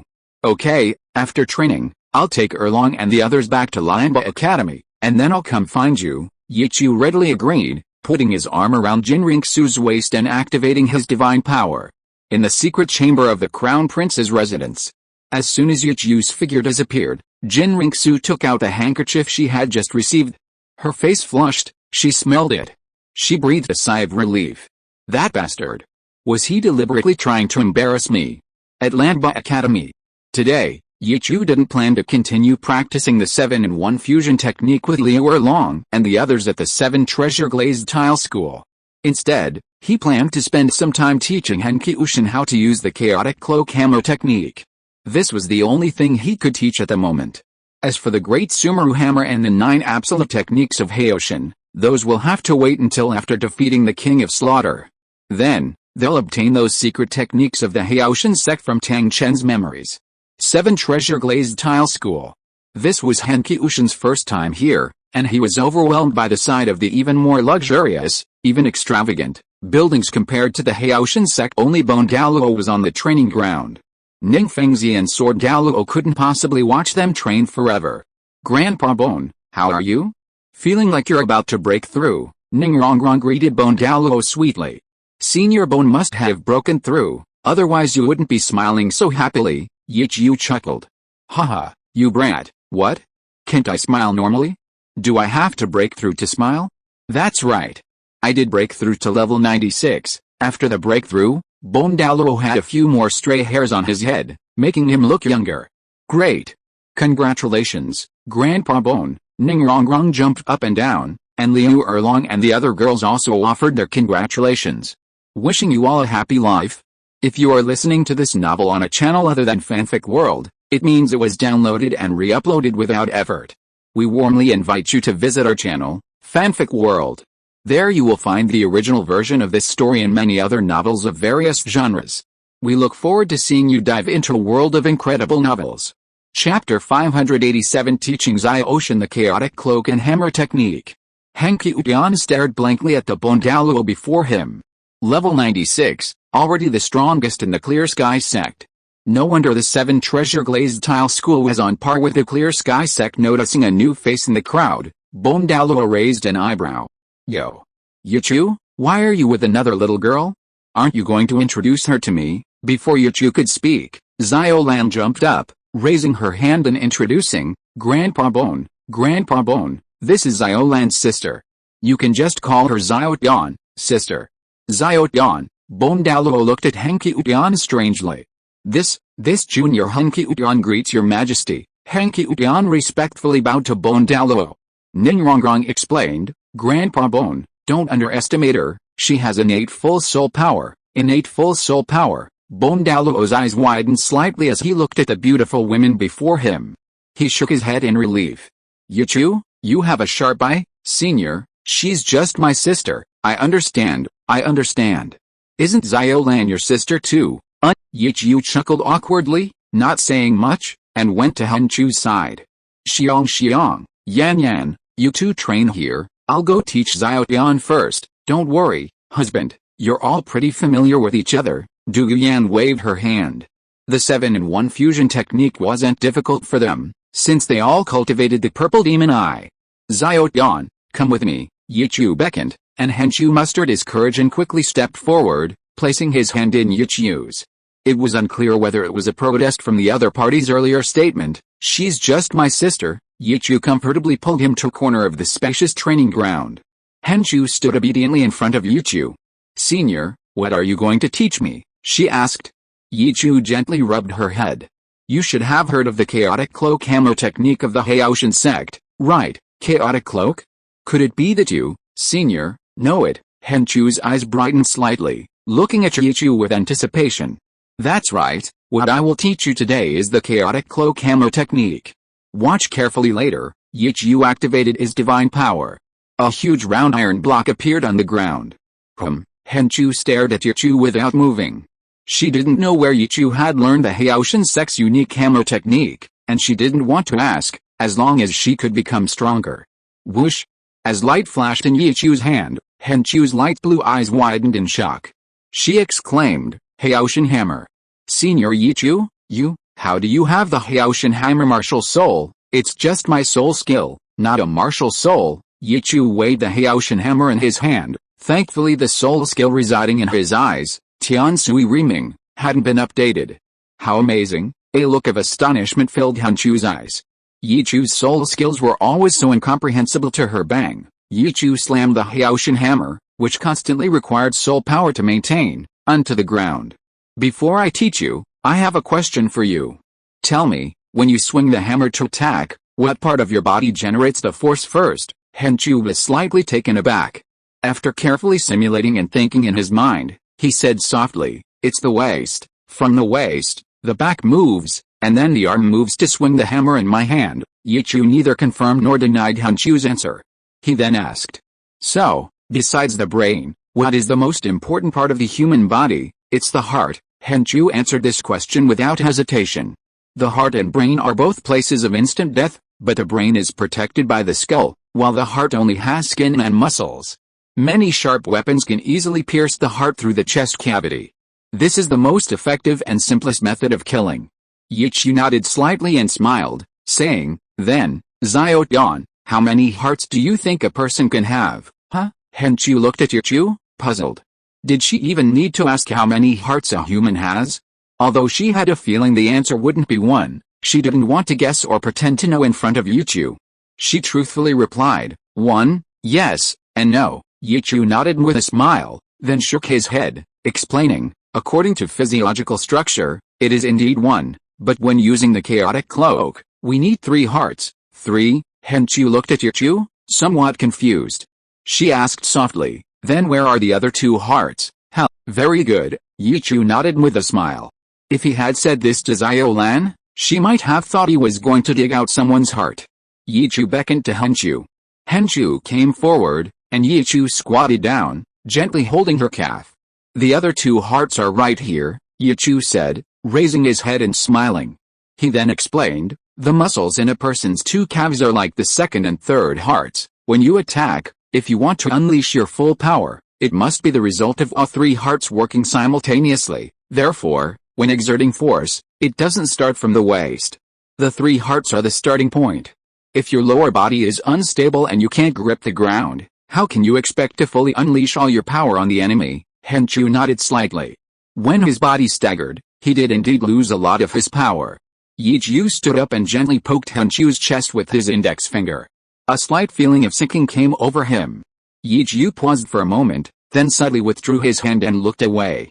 When your heart is pounding, start the power from your calves, build it up to your thighs, through your waist, back, and arms, and finally release it. That's a full force strike, heart power, waist as the axis. Han Qiu's face flushed crimson. She pursed her red lips, stood tall and straight, listening intently to Yichu's instruction. Ahem. Now, watch carefully, Yichu, with a shrewd mind, slightly pushed with his Haoshin hammer, causing Han Qiu to stumble back a few steps. At the same time, he swung the hammer back, gave a low shout, and half-turned his body, his feet firmly planted on the ground, his calves tensing instantly. He was like a tiger poised to pounce. Feet gripping the ground, legs generating power, waist turning back, the Haoshin hammer had been brought back almost imperceptibly. A loud clang echoed as it slammed heavily onto the massive iron block. The wind whipped up Han Qiu's hair, which she could clearly feel. This was merely a process of physical exertion. Senior Yichu didn't use soul power to enhance his strength, he simply maintained the clear sky hammer. It was entirely physical strength. As for the iron block, it already bore shallow marks. The deformation was extremely obvious. Wishing everyone a pleasant life. Chapter 588 Practice makes perfect, keep practicing. Whoosh! The recoil struck, but Yichu swung the Haoshin hammer in his hand in a wide arc, landing it again. Until the force gradually diminished. Han Qiushin understood that this was only the first swing, merely utilizing the recoil each time. Senior Yichu had only swung the hammer once from beginning to end. Using your calves to generate power, connecting the strength of your body into a unified whole, that's full power. Use your waist and arms to rotate, catching the returning force, then adding your second swing, repeating this process. That's the chaotic cloak hammer technique, Yichu explained with a light laugh, releasing the Haoshin hammer from his hand and taking 2 steps back. Xiao, you try it once, use this forging hammer. As he spoke, Yichu had already taken a forging hammer from his divine space and handed it to Han Qiushin. Okay, Han Qiushin nodded, quickly stepping forward and gripping the hammer handle with both hands, mimicking Yichu's previous posture.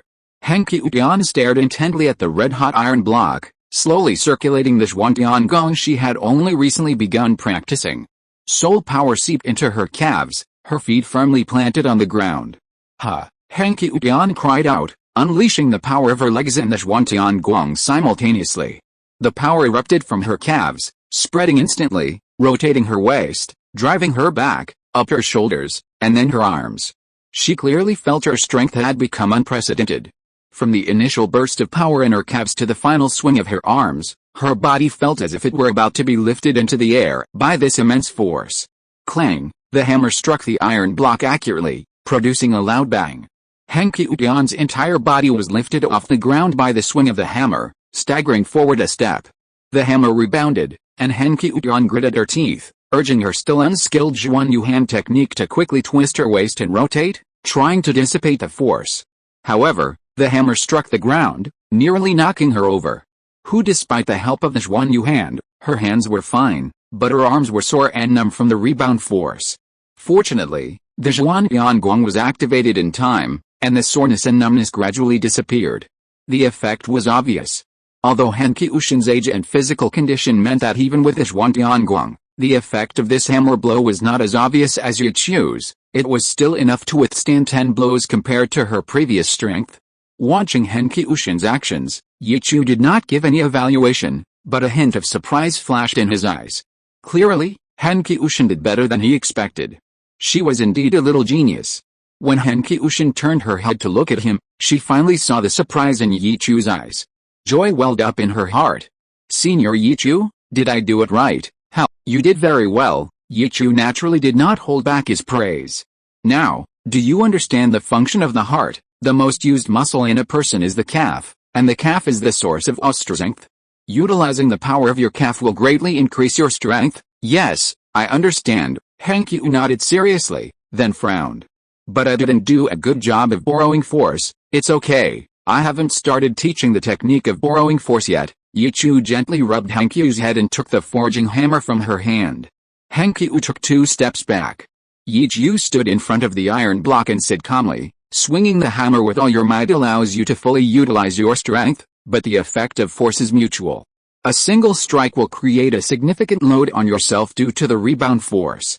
If you don't have a proper way to guide it, you're not only likely to injure yourself, but you'll also lose some of your strength, making it unable to be applied to this iron block. Seeing Henkyu nod slightly, Yichu continued, watch my movements carefully now. This will be the key to whether you can learn the chaotic cloak hammer technique in a short time. Henkyu took a deep breath. Yichu's azure eyes focused intently. Under Henkyu's watchful gaze, Yichu moved. His movement seemed no different from before. He used his legs to drive his waist to drive his back, and his back to drive his arms. With a clang, the hammer struck the iron block. As the hammer bounced back due to the recoil, Yichu suddenly turned, still using his lower legs to propel the hammer, which had bounced back up. He swung it around in the air, creating a strong whistling sound. Clang. Another loud crash. The forging hammer struck the iron block again. This strike was not only incredibly fast but also more powerful than the first. The hammer bounced high into the air. Yichu's movements and the height of the hammer's bounce seemed to be perfectly synchronized. Watch closely, the best time is at the highest point. Yichu's words fell. Not too early, not too late. Just as the hammer was about to reach its highest point, his body spun the hammer around once. Then, he brought it down again. Henkyu's eyes lit up. Yichu's movements grew faster and faster, the forging hammer striking the iron block like a storm. The iron block deformed under the relentless blows. To Henkyu's astonishment, Yichu's strikes were incredibly precise. Each strike landed precisely on the mark of the previous one, creating only a single circular indentation. In the blink of an eye, 36 strikes had been delivered. Yichu then spun the forging hammer 3 times in the air, dissipating the force before standing still. His face was neither flushed nor out of breath, as if the previous storm of blows hadn't been his doing. The center of the iron block, precisely between these 36 strikes, was dented by half a hammerhead's depth. Did you understand? Yichu turned to look at Henkyu beside him. Henkyu nodded happily and said, Senior, I understand now, but it doesn't seem so simple. How? Nothing is ever done overnight. Practice makes perfect. You can ask me anytime if you don't understand something in the future. Yichu chuckled and handed the forging hammer to Henkyu. Yes, thank you, Senior. I understand. I'll work hard, take your time. I'll take you home at noon. Yichu gently ruffled Henkyu's hair and said softly. Thank you, Senior. Henkyu was overjoyed and eagerly began training with the forging hammer in hand. Yichu nodded slightly and walked towards Xiao Wu and the others. Douluo had already used his soul skill to defend against Xiao Lan's attack. At noon, Yichu brought Jinriksu into the divine might space. Hello, Sister Zuir. Henkyu greeted the beautiful and stunning Jinriksu politely. Jinriksu looked at her with interest and nodded slightly. Hello, hello. Yichu put his arm around Henkyu's shoulder. Xiao Tian. Zuir also wants to go to the carving shop. Let's go now. Great. Grandpa and Grandma will definitely welcome us. Wishing everyone a happy life. Chapter 589. Did he successfully save the God of Angels? Given Jinriksu's personality, she felt somewhat uncomfortable in the carving shop. Yichu didn't stay there with her for long either. He took her for a casual stroll around Nodding Academy and Biao Village. How does it feel? Yichu held Jinriksu's soft hand, standing on a muddy path in the fields outside Biao Village. It's quite different from what I imagined. Jinriksu's face was still slightly flushed. With her angelic appearance, many children naturally wanted to be close to her. That's why Yichu led her away. How? Yichu chuckled, pulling Jinriksu along as they continued their walk in the fields. Jinriksu let him lead her. It seemed to be the first time she had taken the fact that Yichu was an orphan to heart. Watching the villagers in the fields stop working only when their children brought them lunch at lunchtime, although their voices were very clear, Jinriksu didn't feel any noise, only a sense of calm, ordinariness, even mediocrity. Yichu, what do you think of their kind of life? I don't know. Yichu shook his head. Don't know? I thought you might have thought about that kind of peaceful life. Jinriksu quickly stepped forward, took Yichu's arm, and hugged him. Peaceful life? Not all of them want to be peaceful, it's just, most people can compete with a soul master profession. Yichu smiled and raised an eyebrow, turning to Jinriksu and saying, as for us, we'll have to wait until I reach the pinnacle of the soul master world. With you, Stop. Jinriksu frowned slightly, interrupting Yichu, and said resentfully, when you're with me, you can just say with me, okay. I'll add the rest in my mind later. Can't you just think about it in your mind? Do you have to say it out loud to make me unhappy? Jinriksu glared with her phoenix eyes. her gaze revealing authority. Yichu shrugged, stopped, and, enjoying the breeze carrying the scent of rice paddies, pulled Jinriksu into his arms. How could that be? Isn't this just telling the truth? At times like this, I allow you to deceive me appropriately, but it must be with sincerity. That's a strange condition. Yichu held the awkward, delicate angel in his arms, lowering his head to gently kiss her red lips. HMPH, Jinriksu lightly wrinkled her nose. In the blink of an eye, the two disappeared from the spot. In the core area of the starred-out Great Forest, within the Lake of Life, Yichu and Jinriksu's voices echoed here. It was midday. Erming was feeling sleepy and dozing in the shade by the lake. Jinriksu curiously looked at the enormous 100,000-year-old soul beast, the Titan giant ape, lying on the ground. Suddenly, Erming's lantern-like eyes lit up, bursting with golden light. Erming, Yichu's voice rang in his ears. Erming was clearly drowsy, his already sluggish mind foggy. Roar. After a moment's hesitation, Erming let out a low growl at Yichu. Looking at the unfamiliar woman beside Yichu, Erming's eyes filled with curiosity. He stood up and roared, trying to wake Daming. Jinriksu covered her ears, lowered her guard, and looked around at her surroundings with some surprise. Just then, in the Lake of Life, a pair of enormous bullhorns slowly rose from the surface. Then came the entire head, its diameter estimated to be at least 4 meters. Water continuously flowed down from the head and horns, like a waterfall, splashing across the water and creating mist and waves. Below the bull's head was a dark blue-black snake body, several times thicker than a water vat. Two lantern-like eyes gleamed, looking at the two standing on the shore. Yi, brother-in-law, Daming, long time no see. Yichu grasped Jinriksu's hand and greeted Daming. Jinriksu stared blankly at the imposing azure bull python before her, surprised by its address to Yichu. She knew they were indeed Yichu's brothers-in-law, but these two unassuming, enormous creatures calling this tiny human brother-in-law was just too bizarre. Before Yichu could introduce them, Daming, perhaps already guessing they were Xiao Wu's sisters, immediately asked, "Brother-in-law, what should I call this sister?" "This is Zuir," Yichu introduced with a smile. "Hello, Sister Zuir." Roar. Erming's voice followed closely behind Daming's. Jinriksu quickly composed herself, waving her hand gracefully. "Hello, Daming, Erming." Her smile was clear. She was obviously pleased with how Daming and Erming addressed her. Daming nodded slightly and asked Yichu, "Brother-in-law, didn't Xiao Wu come with you?" Roar. Thump thump. Erming also let out a quiet roar. "Xiao Wu didn't come with us this time. She's still at the academy. Don't worry, she's doing well." Yichu smiled and pulled Jinriksu to sit on the grass by the Lake of Life. "Daming, Erming, I mainly came here to ask you two if you've noticed anything unusual in the mixed zone." Roar. Before Daming could speak, Erming couldn't help but roar, clearly knowing something. "Moo." Daming let out a loud bull's moo, drowning out Erming's voice. His bull eyes looked at Jinriksu and Yichu. "Brother-in-law, I don't know the specifics, but I'm certain that humans are constantly hunting 10,000-year-old soul beasts in the mixed zone. I almost never let Erming show his face. Among those people, there's more than one titled Douluo. Is that so?" Yichu stroked his chin. It seemed that those evil soul masters were indeed collecting blood. Jinriksu also looked grave. It must have been those damned Fallen soul masters. Below the Lake of Life, in the mysterious space deep within the lake, several figures stood, exuding a dark and violent aura, yet also a peaceful aura brimming with vitality. "I sense divinity in that human woman. It's somewhat familiar." "It's," a rough, hoarse voice rang out. This person was extremely strong, wearing a black robe, with ancient and profound eyes. After a moment of contemplation, he confirmed, "It's the aura of the angel god." The angel god. Did he succeed?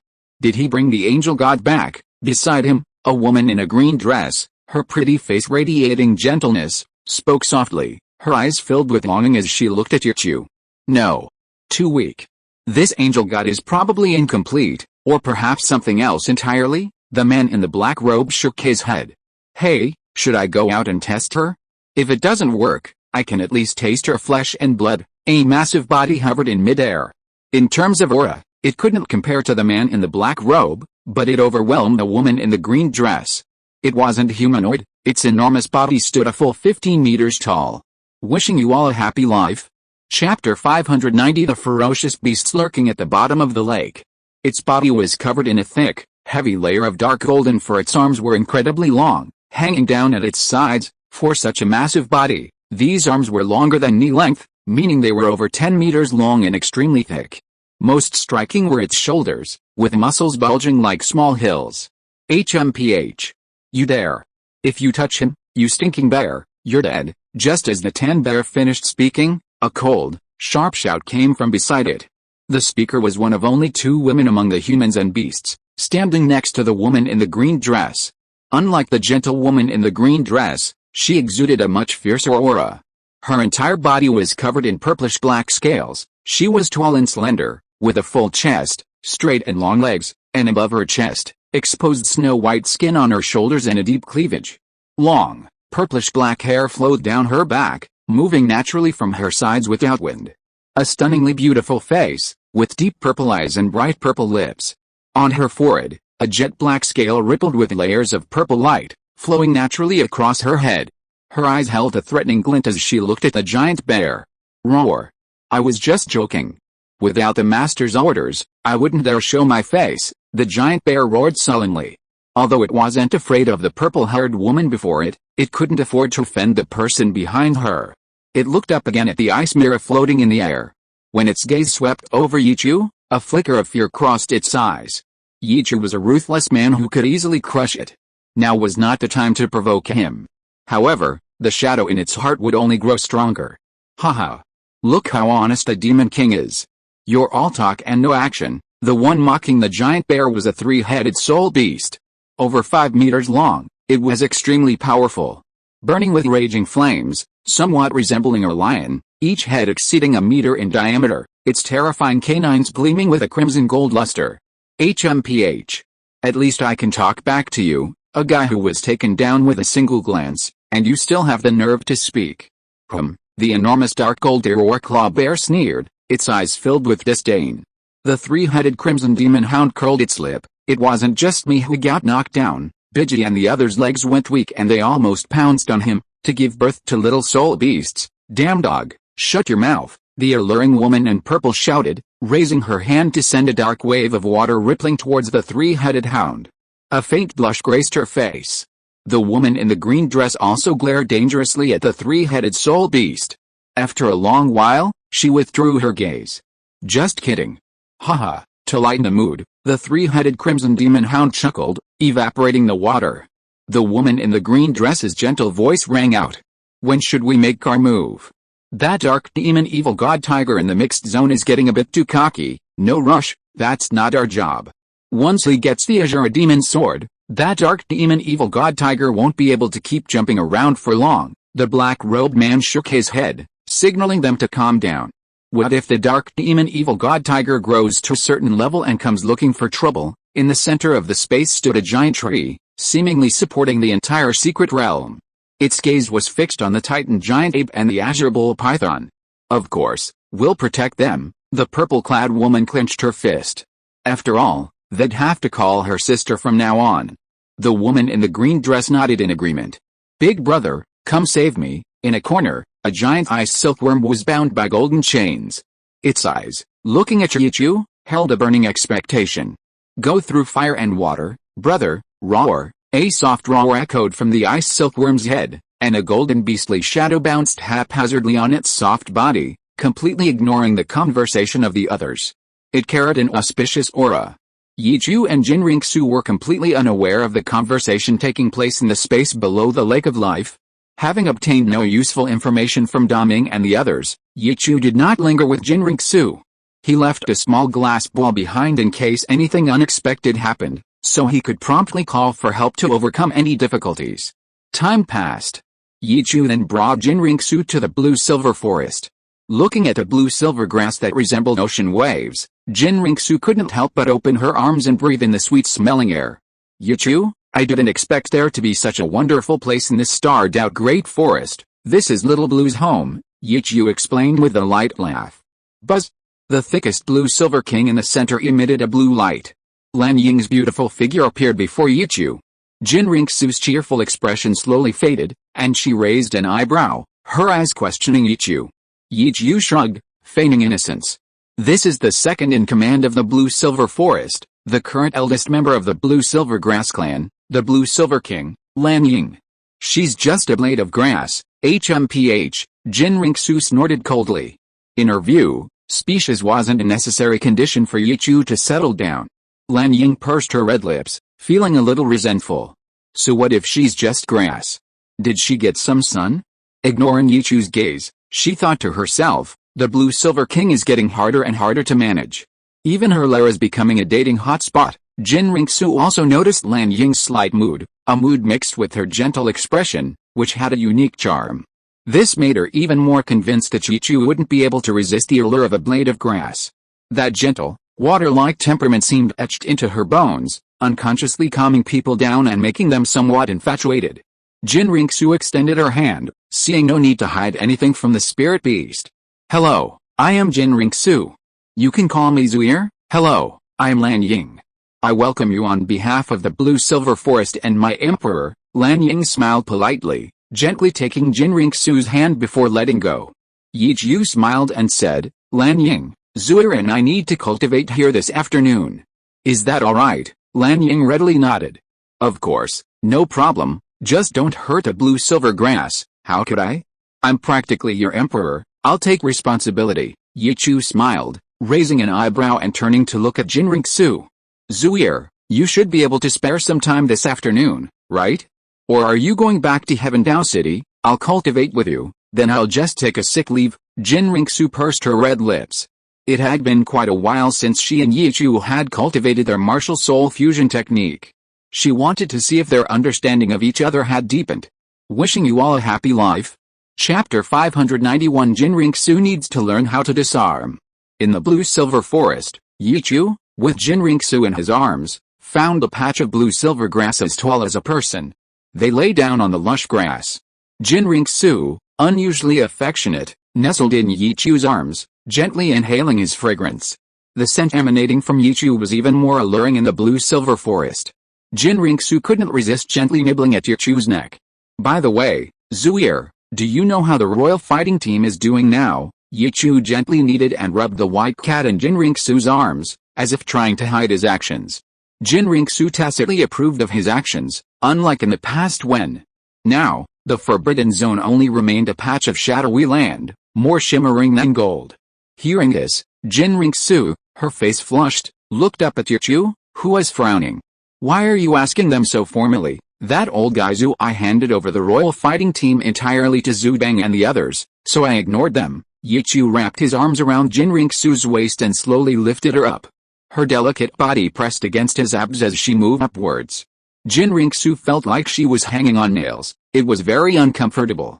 Only when Jin Ringsu faced him, and he could feel her warm, fragrant breath, did Yichu stop. His hands covered her slightly peach-shaped buttocks, gently kneading them. I'm just a little curious, especially about that guy Tang San. Even the 7 treasure glazed tile school can't find him. Jin Ringsu gritted her teeth, her narrow-mindedness causing Yichu's gaze to sink into her. What? You don't have confidence in facing them? How could I? I just mentioned it briefly. If you want to know, I'll find some time to go and take a look tomorrow morning. Jin Ringsu's face was flushed, her breath was fragrant, and she gently kissed Yichu's lips, lingering and swirling. She hadn't bothered with the royal fighting team because she was so confident in Yichu's victory. Now that he wanted to know, she might as well go and see. Yichu responded slowly, his voice slightly nasal. Lunch break ended. Yichu planned to practice his martial soul fusion technique with Jin Ringsu. However, seeing Yichu sitting cross-legged on the grass, his long, still erect legs, Jin Ringsu didn't dare to sit in his lap no matter what. What if bleeding happened accidentally? She couldn't just give herself away now. This was her last bargaining chip. Zuir, wait for me a moment. Yichu smiled awkwardly. He was a normal man after all. How could he not show any reaction after touching, hugging, and kissing Jin Ringsu? Besides, he was very robust. He had persisted from the beginning until now without showing any signs of stopping. Then hurry up. Jin Ringsu gently smoothed the golden hair behind her ear, her 2 slender jade pillars pressed tightly together. Not to mention Yichu, she herself wasn't dry. Coming soon, Yichu took a deep breath. He circulated the ultimate ice power within his body, slowly channeling it towards the extreme yang energy, infusing it into the dragon vein. Only then did the boiling, expanding power subside. In less than a quarter of an hour, Yichu gently exhaled a long breath, freezing the moisture in the air like mist. Jinriksu frowned. Even standing next to him, she could feel the chill. This method would definitely harm her body. But there was nothing she could do. Are you alright? I'm fine. Okay. I'm all ready. Yichu smiled and shook his head, opening his arms to Jinriksu, inviting her to sit on his lap. Okay, I'm coming. Jinriksu pursed her red lips, pulled on her skirt, and stepped over Yichu. Just as Yichu was almost completely bewildered, Jinriksu's slender fingers hooked onto Yichu's shoulders. She leaned back slightly, her buttocks landing gently as she slowly sat on Yichu's lap. Ever since Jinriksu decided to be friends with Yichu, their movements for practicing the martial soul fusion technique had become fixed. Jinriksu sat in Yichu's arms, facing him and embracing each other. No matter how many times, neither of them could calm down at this moment. Sitting on Yichu's lap, Jinriksu clearly felt a chill. The perfect floor felt a slight coldness. Jinriksu frowned. Obviously, the effects of the cold air from before hadn't dissipated. Jinriksu gritted her teeth, a hint of tenderness in her eyes. It was just disarming, wasn't it? Although she didn't know much, she vaguely understood that there were other ways to do it. Once she returned to the Crown Prince's residence, she could find some books to read and learn. Zuir, what's wrong? Yichu looked at her curiously, having just sat down and then stopped moving. Nothing, I just wanted to give you a small gift tomorrow. Jinriksu snapped out of her reverie, her eyebrows curving slightly with a smile, and gently kissed Yichu's lips. A small gift? I'll be looking forward to it. Yichu raised an eyebrow, his hands gently caressing Jinriksu's legs, which were wrapped around his waist. HMPH. I'll definitely satisfy you. Jinriksu bit her red lips, her face and earlobes flushed crimson. Looking at the angel before him, so shy and bashful, Yichu's spirits lifted. Suddenly, Jinriksu's delicate body trembled slightly. The chill seemed to dissipate, and the extreme yang energy was unsealed, returning with renewed force. Jinriksu's heart raced, and her body felt slightly numb. She bit her red lips and glared at Yichu. Yichu chuckled, Zuir's charm is a bit too much, HMPH. I think you're just too hungry. Jinriksu snorted softly, her words harsh but her tone alluring. This only fueled Yichu's passion. You don't even think about getting down to business. Jinriksu gave Yichu a playful glare. She wrapped her arms around his neck, her legs tightly encircling his waist. Yichu nodded slightly, kissing her cherry lips and nose again, then slowly closed his eyes. He climbed onto Jinriksu's waist, gently pulling her into his embrace, pressing her close to him. Soft, fragrant, and hot. They embraced, intimately connected. Jinriksu sat on Yichu's lap, her breath warm against his collar, her heart fluttering. A blush spread across her face. Jinriksu lowered her head slightly, pressing her forehead against Yichu's. She slowly closed her eyes. Yichu, with practiced ease, tilted his head back. His eyes remained closed. Though he couldn't see her face, the fragrant breeze around his nose was enough to ignite his fantasies. The pressure against his chest made him breathe harder. The hot wind blowing against Jinriksu's face felt even more scorching. Jinriksu exhaled a fragrant breeze and said softly, Yichu, let's begin. Yichu murmured, immediately circulating his soul power. Jinriksu did the same. In the tranquil, fragrant environment, the speed of their soul power circulation increased considerably. Wishing everyone a pleasant life. Chapter 592 New Martial Soul Fusion Skill. The two didn't rush into anything. Using the warmth of each other's breaths and their bodies pressed together, they adjusted their breathing and heartbeats until they were almost synchronized. Then, following the method described in the Two Elements Heart Sutra, which they knew by heart, they concentrated their minds and slowly circulated their soul power. Their spiritual power flowed towards the space between their eyebrows. Gradually, their spiritual power was drawn away, their minds emptied, and the blush of shyness and excitement on their faces disappeared. Their breathing rhythm had completely stabilized. Their soul power flowed towards each other through their touching limbs. The commotion quickly disturbed Lan Ying. Or rather, she had been watching this direction the whole time. As a sheltered girl, when had she ever seen such kissing, touching, and hugging? Even though she kept telling herself not to look, her spiritual power, which covered the entire blue-silver forest, still clearly presented every detail of their flirting. She could even feel Yichu's burning heat and Jinriksu's gentle warmth. That Yichu? It's all his fault. He seduced me, and then brought a girl to tempt me. Lan Ying stood on the branch of her true form, looking towards where Yichu and Jinriksu were embracing. Her face was flushed, her eyes shimmering. She unconsciously replaced Jinriksu's face with her own. Her gentle face was filled with shyness. Lan Ying quickly retreated back into her true form, rubbing her head repeatedly to clear her mind. In the waist-high blue-silver grass, Yichu and Jinriksu sat embracing. In the void above, two rifts suddenly appeared, their blood-red light flowing downwards like a waterfall. Suddenly, the blood-red rift slowly opened, revealing a crimson expanse with three comma-shaped tomo within. The three tomo spun, then suddenly converged, and when they unfolded again, they had transformed into the eternal Mangekyou Sharingan. A six-pointed star-shaped jade pendant, inlaid within the blood-red eye, contained a purple three-leaf windmill. It slowly rotated. As it rotated, a blood-red half-body phantom appeared. No, it was no longer a phantom. First, a skeleton appeared, then muscle lines, and finally, skin and the Tengu armor of the Crow Tengu were faintly visible. Below it floated 4 spirit rings, 1 purple and 3 black. On the giant's forehead was a standard pentagonal frame, gleaming with intense blood-red light. Yichu's brow was also filled with blood-red light, illuminating the surrounding air.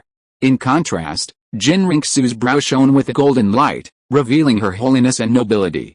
Above her head, in the void, a golden six-winged angel floated in the air. A small six-winged symbol was on its brow, its face solemn. A faint layer of holy fire burned on its body, illuminating the other half of the void. Floating around the six-winged angel were 6 spirit rings, 2 yellow, 2 purple, and 2 black. Time passed. The light between Yichu and Jinriksu's brows slowly merged. The process was no longer as shaky as before, but rather fluid and effortless. Their spiritual energy resided within the light cluster between their brows, intertwined, each containing the other. Yichu tried to call out to Jinriksu. He easily received a response, able to feel her joy, anger, sorrow, and shyness. Jinriksu also freely communicated with Yichu within that space, dancing gracefully and feeling his intense love for her. As their souls merged, the blood-red giant, only half of its body remaining, merged with a 6-winged angel above Jinriksu's head. The angel donned a blood-red armor phantom, but its skeleton and muscles were still visible. Its golden eyes were replaced with a pair of bright red and purple pupils, the eternal Mangekyou Sharingan. Gold and blood mingled, illuminating half of the blue-silver forest. At the same time, Lan Ying, her hair slightly disheveled, quickly emerged from her true form. Why such a commotion? Lan Ying looked at Yichu in confusion, but when she saw the blood-red 6-winged angel, a strange look appeared in her eyes. She immediately commanded the blue-silver grass to refract and dissipate the light, preventing it from spreading beyond the blue-silver forest. It was simply too conspicuous. Below the blood-red 6-winged angel, Yichu tightly embraced the delicate body in his arms. Her waist was slender yet voluptuous, soft yet firm, warm and delicate, and he couldn't bear to let her go. His brows furrowed slightly. Jinriksu's soul emperor-level soul power was constantly surging towards him, causing a slight swelling within his body. Soon, Yichu felt himself completely filled by Jinriksu. Jinriksu also subtly tightened her embrace around Yichu. The soul power surging within Yichu's body. It also surged into her body, requiring no excessive caution. It was merely soul master-level soul power, which Jinriksu easily converted completely. The two soul powers collided and flowed continuously, eventually merging and twisting into one. A golden red light traveled through Yichu's limbs and bones, completing a cycle before entering Jinriksu's body. It traveled back and forth, repeatedly circulating within both of them. With each cycle, the energy of this soul power grew slightly stronger and its quality became more refined. In the luminous blue-silver forest, under the gaze of the blood-red 6-winged angel suspended in the air, the lone man and woman, surrounded by numerous blue-silver grasses, embraced each other for an entire afternoon. Until dusk arrived. In the fusion of their souls, their hearts were connected. They began to jointly inject their soul power into the blood-red angel in the air. Golden light accompanied by blood-red light. A 6-winged angel with only half a body, its skeleton and muscles visible, clad in Tengu armor, was enormous. 10 spirit rings floated below, 1 purple and 3 black, 2 yellow, 2 purple, and 2 black. Yichu's second spirit ring, Amaterasu, and Jinriksu's 5th spirit ring, holy sword, suddenly lit up. 6 wings behind them moved without wind. The blood-red angel raised its arms, and the holy sword, which should have been formed from golden holy fire, underwent a slight change. Black flames swept through, first the hilt, then the blade, continuously forging. A massive black sword was now in the hands of the blood-red 6-winged angel. A giant sword formed from terrifying Amaterasu flames. Its dark aura seemed to distort the surrounding space. How did this guy create something so dangerous? Lanyan gritted her teeth. She had been through similar black flames before. They were indeed dangerous. Even her proud regenerative abilities couldn't extinguish Yichu when he was in his 20s. What if he accidentally damaged other blue-silver grass? Buzz. Yichu understood the power of this move. If he were to unleash it, he might be subjected to Amaterasu raindrops. The black greatsword vanished. Then the crimson angel vanished. 2 streams of light entered Jinriksu and Yichu, and both slowly opened their eyes. Chapter 594. You really like twin sisters that much? I guess so. Yichu looked at Jinriksu, who was choking him, his tone uncertain. What do you mean, I guess so? Jinriksu frowned, looking coldly at Yichu. She had even thought about learning about the knowledge and skills of men and women so that Yichu wouldn't be so uncomfortable, and that she could successfully ejaculate without touching anything unclean. She didn't expect him to be hiding something from her. Hurry up and tell me, stop beating around the bush. This time I want to hear if you have any other reasons. Okay, I'll tell you now. I promise, every word I say from now on is the truth. Yichu raised his hand and swore an oath. This was really too outrageous, and in the timeline, Liu Erlong and Tang Yuho were earlier, but from Jinriksu and Yichu's perspective, it wasn't like that. Soon. Yichu truthfully confessed to crimes he might have committed in the past. He even included Bibi Dong in his account. Jinriksu stared at Yichu, her eyes unblinking, remaining motionless in that position for a long time. Her own Dongji could actually be one of this bastard's women? What kind of world-shaking joke was this? Zuir, I know it's hard for you to accept, but that's the truth. I don't know much about what happened back then either. Yichu looked at the stunned Jinriksu and gently shook her. You bastard. Jinriksu gritted her teeth, staring intently at Yichu, as if trying to find a trace of a light in his eyes. But thinking about Yichu's previous inquiries about Bibi Dong, Jinriksu's face darkened. What Yichu said, though somewhat fantastical, seemed to be the truth. Zuir, shut up. I want some peace and quiet, Jinriksu snapped, immediately turning her head away from Yichu's embrace and leaning against Huniu's back. She hadn't expected to suddenly learn such a thing. Her mind was a jumbled mess. Zuir, I'll stay with you. Yichu shamelessly hugged Jinriksu from behind. Jinriksu gritted her teeth, struggling as if trying to kick Yichu away. Zuir, are we still going to visit the Grand Elder tomorrow if you're like this? Yichu smiled helplessly. Jinriksu gritted her teeth and said, since you know, why did you tell me all this? I just didn't want to lie to you. Don't you hate it when I keep things from you? You could have told me this after you saw Grandpa tomorrow. Are you just deliberately making things difficult for me? I didn't. Absolutely not. HMPH, Jinriksu snorted coldly. Gradually calming down, Yichu's words awakened her. Perhaps she could go back and ask her ancestors if such a thing had happened. Thinking of this, Jinriksu immediately turned around and stared straight at Yichu. Yichu, now I'll give you a chance.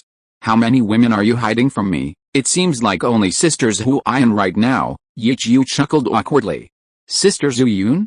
Who is that? Jinriksu narrowed her eyes dangerously, her golden pupils filled with dark anger.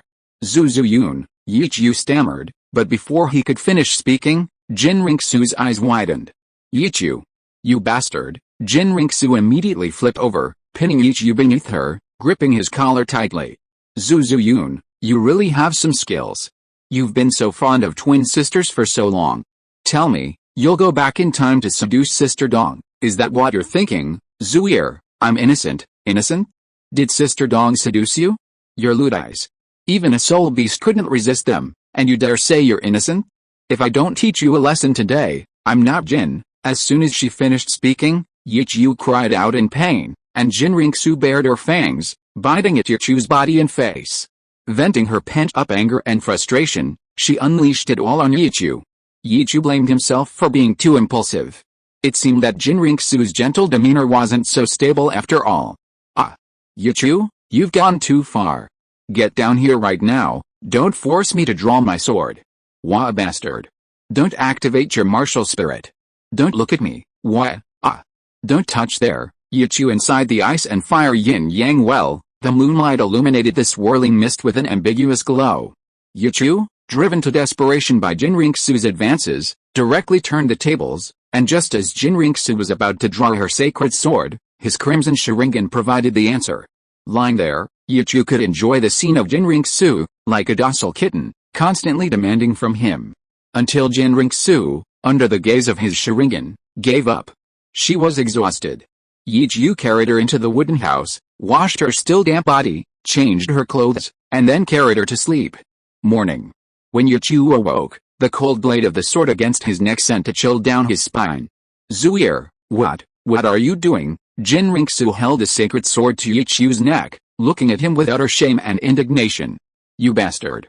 How dare you do that to me? Just thinking of that hazy memory, riding him through the fabric, rubbing against Yichu until she surrendered, made Jinriksu want to kill him. This bastard dared to desecrate a sacred angel without her consent.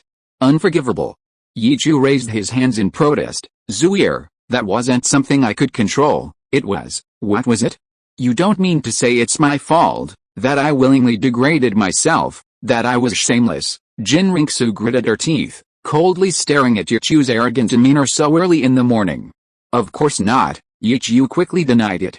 His Sharingan was only responsible for bewitching them. Without using Jinjutsu, he couldn't control their actions, and those actions were merely physiological instincts. Just like animals, when they itch, they'll always find a stick to rub against. Zuier, I think we should just forget about it, we'll miss our reporting time, Yichu said sullenly, trying to let the matter drop. I'll stomp you to death. Jinriksu was furious, raising her smooth, spotless jade foot and stomping down Yichu's arrogant morning arrogance. Hiss, Yichu gasped. Shut up. Hearing Yichu's voice, Jinriksu's ears turned red. She was controlling her strength and direction, and wouldn't hurt Yichu at all. You disgusting bastard. Jinriksu looked at Yichu's increasingly arrogant appearance, glared at him fiercely, and felt her feet go numb. If you are listening to this novel on a channel other than Fanfic World, it means it was downloaded and re-uploaded without effort. We warmly invite you to visit our channel, Fanfic World. There you will find the original version of this story and many other novels of various genres. We look forward to seeing you dive into a world of incredible novels. Chapter 595 Jinriksu's Learning Techniques. Jinriksu stood barefoot on the ground. The soles of her feet, where she had just crushed Yichu's arrogance, felt as if they had been burned. Especially seeing Yichu, whose arrogance had only grown stronger after she stepped on him, pointing at her with his legs crossed, made her feel even more strange. You bastard, get up right now. HMPH, Jinriksu turned her back, sat on the ground, and began to put on her shoes and socks. Zuier, do you need me to help you put them on? Get lost. The moment Yichu's fingertips touched her jade-like feet, Jinriksu reacted as if she had been electrocuted. Her waist swayed, and her back bumped into Yichu, pushing him away. Blood dripped from her ears as she turned back and glared at Yichu resentfully. Cough cough. Yichu coughed twice. He immediately activated his ultimate ice technique, suppressing his arrogance. Jinriksu bit her red lips, staring at the place that went from hot to cold. Although she was still a little angry. But she didn't intend to go back on her promise to Yichu. Alright, take me back. Where to? The Crown Prince's residence. Jinriksu rolled her eyes at Yichu. She needed to go back and wash up again. Otherwise, given what happened last night, how could Yichu possibly wash her clean? She'd only get dirtier as he washed her. She was already exhausted from being seduced, and this bastard was clearly not someone to be trifled with. His hands and feet were dirty. Yichu chuckled sheepishly and obediently agreed. Okay, then let's go to Nodding City first and pick up Xiao Yan, whatever. Jinriksu stepped forward and took Yichu's arm.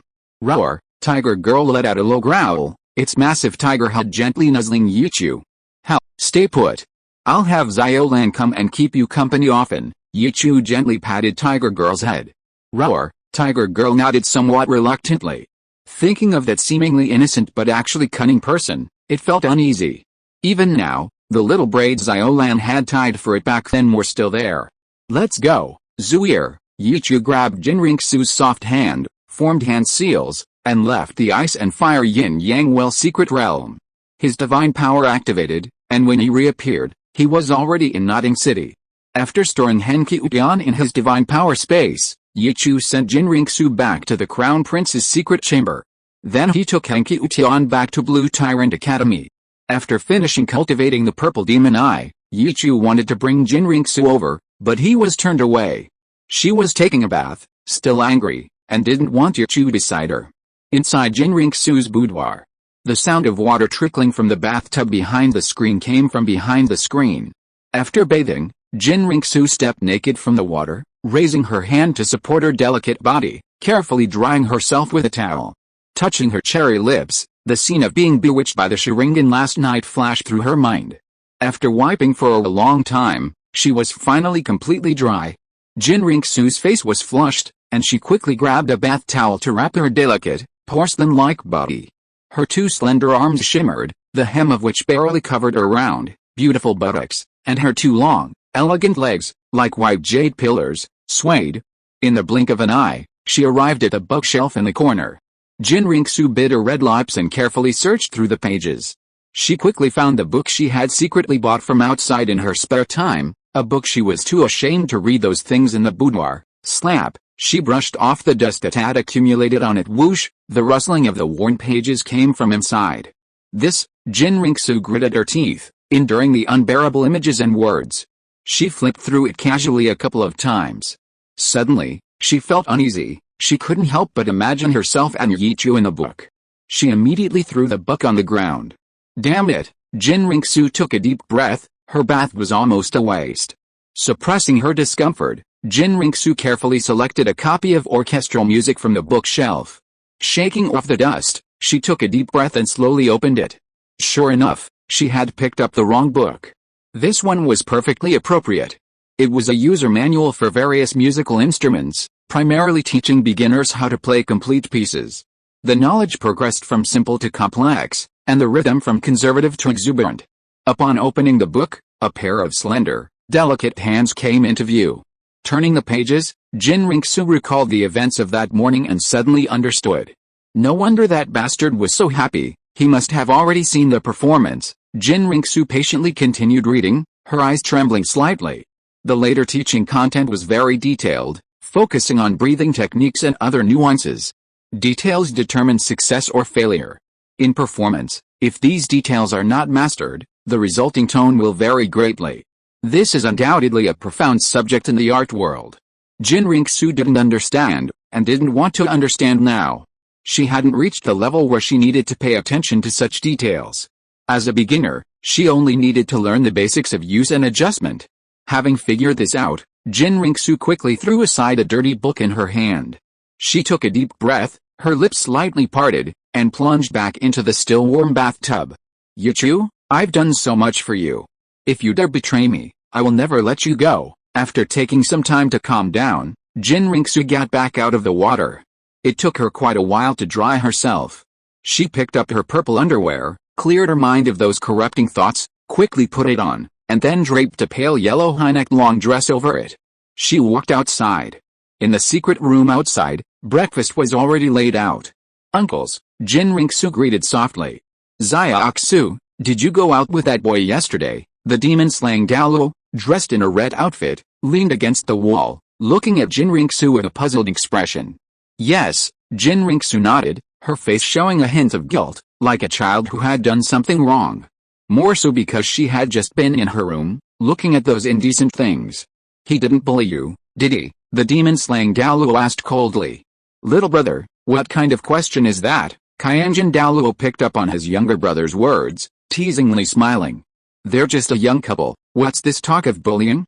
Right, Xiaoxu? Haha, uncles, please don't tease Xiaoxu. Jinriksu blushed, her face flushed from their teasing, and she lost her appetite for breakfast.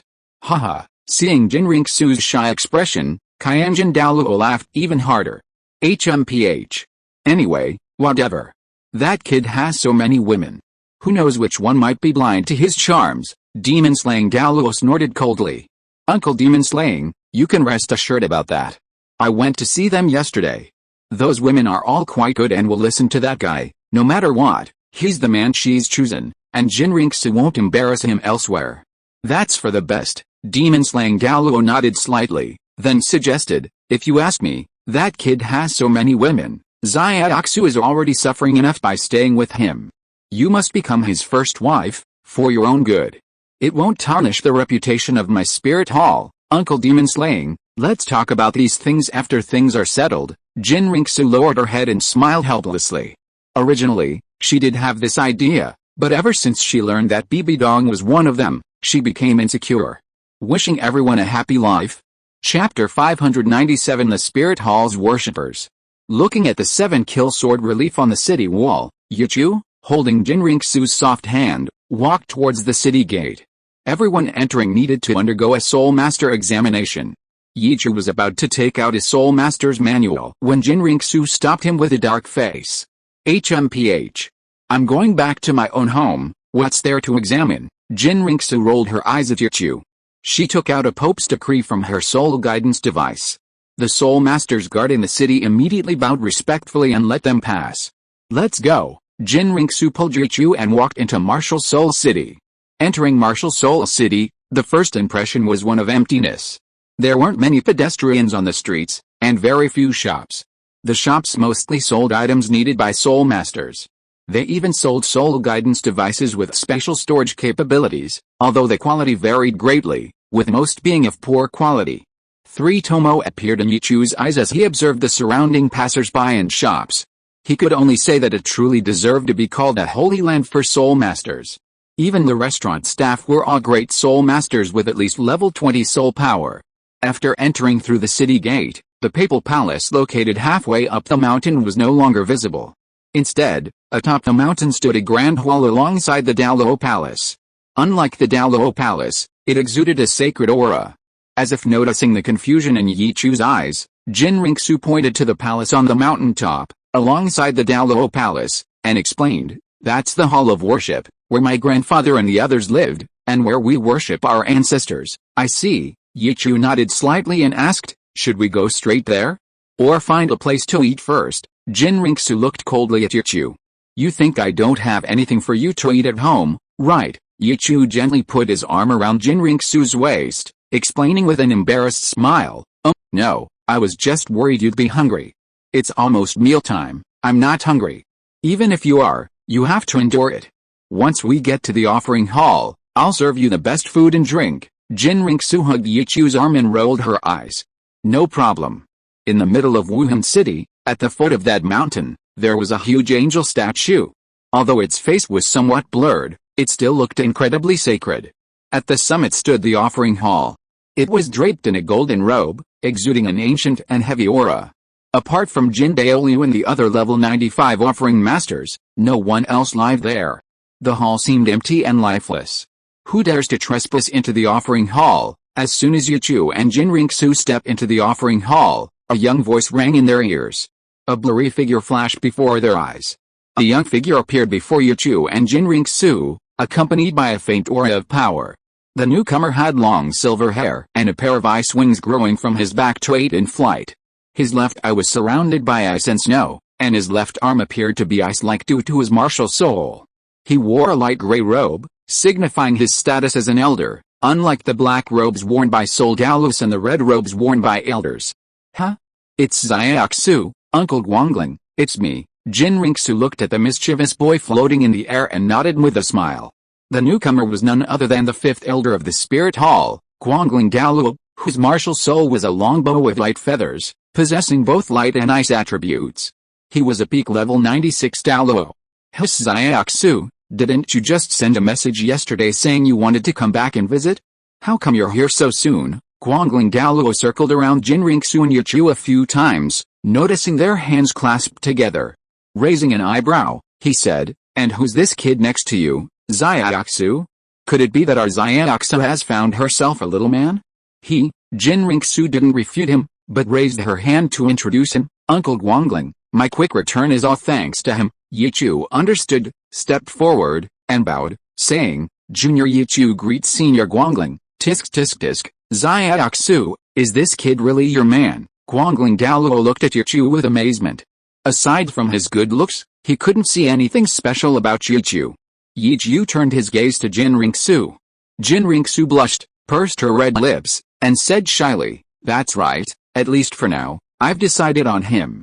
I brought him back to show all the uncles and grandfathers, haha, then I must inform them as soon as possible." Guangling Douluo chuckled, immediately channeling his profound soul power and calling out towards the hall of worship. "Brothers! Come quick! Xiaoxu is back," the voice echoed in the palace. Soon, figures darted out, accompanied by complaints. "Guangling, you're always making a racket here, be careful, the Grand Elder will deal with you." Whoosh! The first to arrive was a figure in cyan. He had short, dark blue hair, smoky blue eyes, sky blue bangs, sword-like eyebrows, and bright eyes. His appearance was handsome. He wore a cyan blue elder's robe and golden shoulder armor, adorned with cyan blue phoenix feathers. "Uncle Kingluan, long time no see." Jinriksu waved to the newcomer, confirming Yichu's suspicions. This person was the third elder of the Spirit Hall, Kingluan Douluo, a peak Douluo of level 97. Soon, the fourth elder, Lion Douluo, also arrived upon hearing the commotion. The elders were all very welcoming to Jinriksu, who had grown up in the Elder Hall, leaving Yichu completely ignored. Hey, why do you all only see Xiaoxu and not the man she brought back?" Guangling Douluo approached Yichu and gently patted his shoulder. Yichu keenly sensed a strand of soul power flowing through his body in Guangling's palm. "What man?" The Lion Douluo, with his messy golden hair, widened his eyes. "Haha, of course, he's Xiaoxu's man. Or is he mine?" Guangling Douluo laughed, giving Yichu a pleased look. "Guangling, stop being so insolent in front of the younger generation," the third elder, Kingluan Douluo, admonished, his gaze scrutinizing Yichu. "What? This skinny kid Xiaoxu is your man? You're not kidding me, are you?" The Lion Douluo was tall and imposing, exuding a wild, beast-like aura.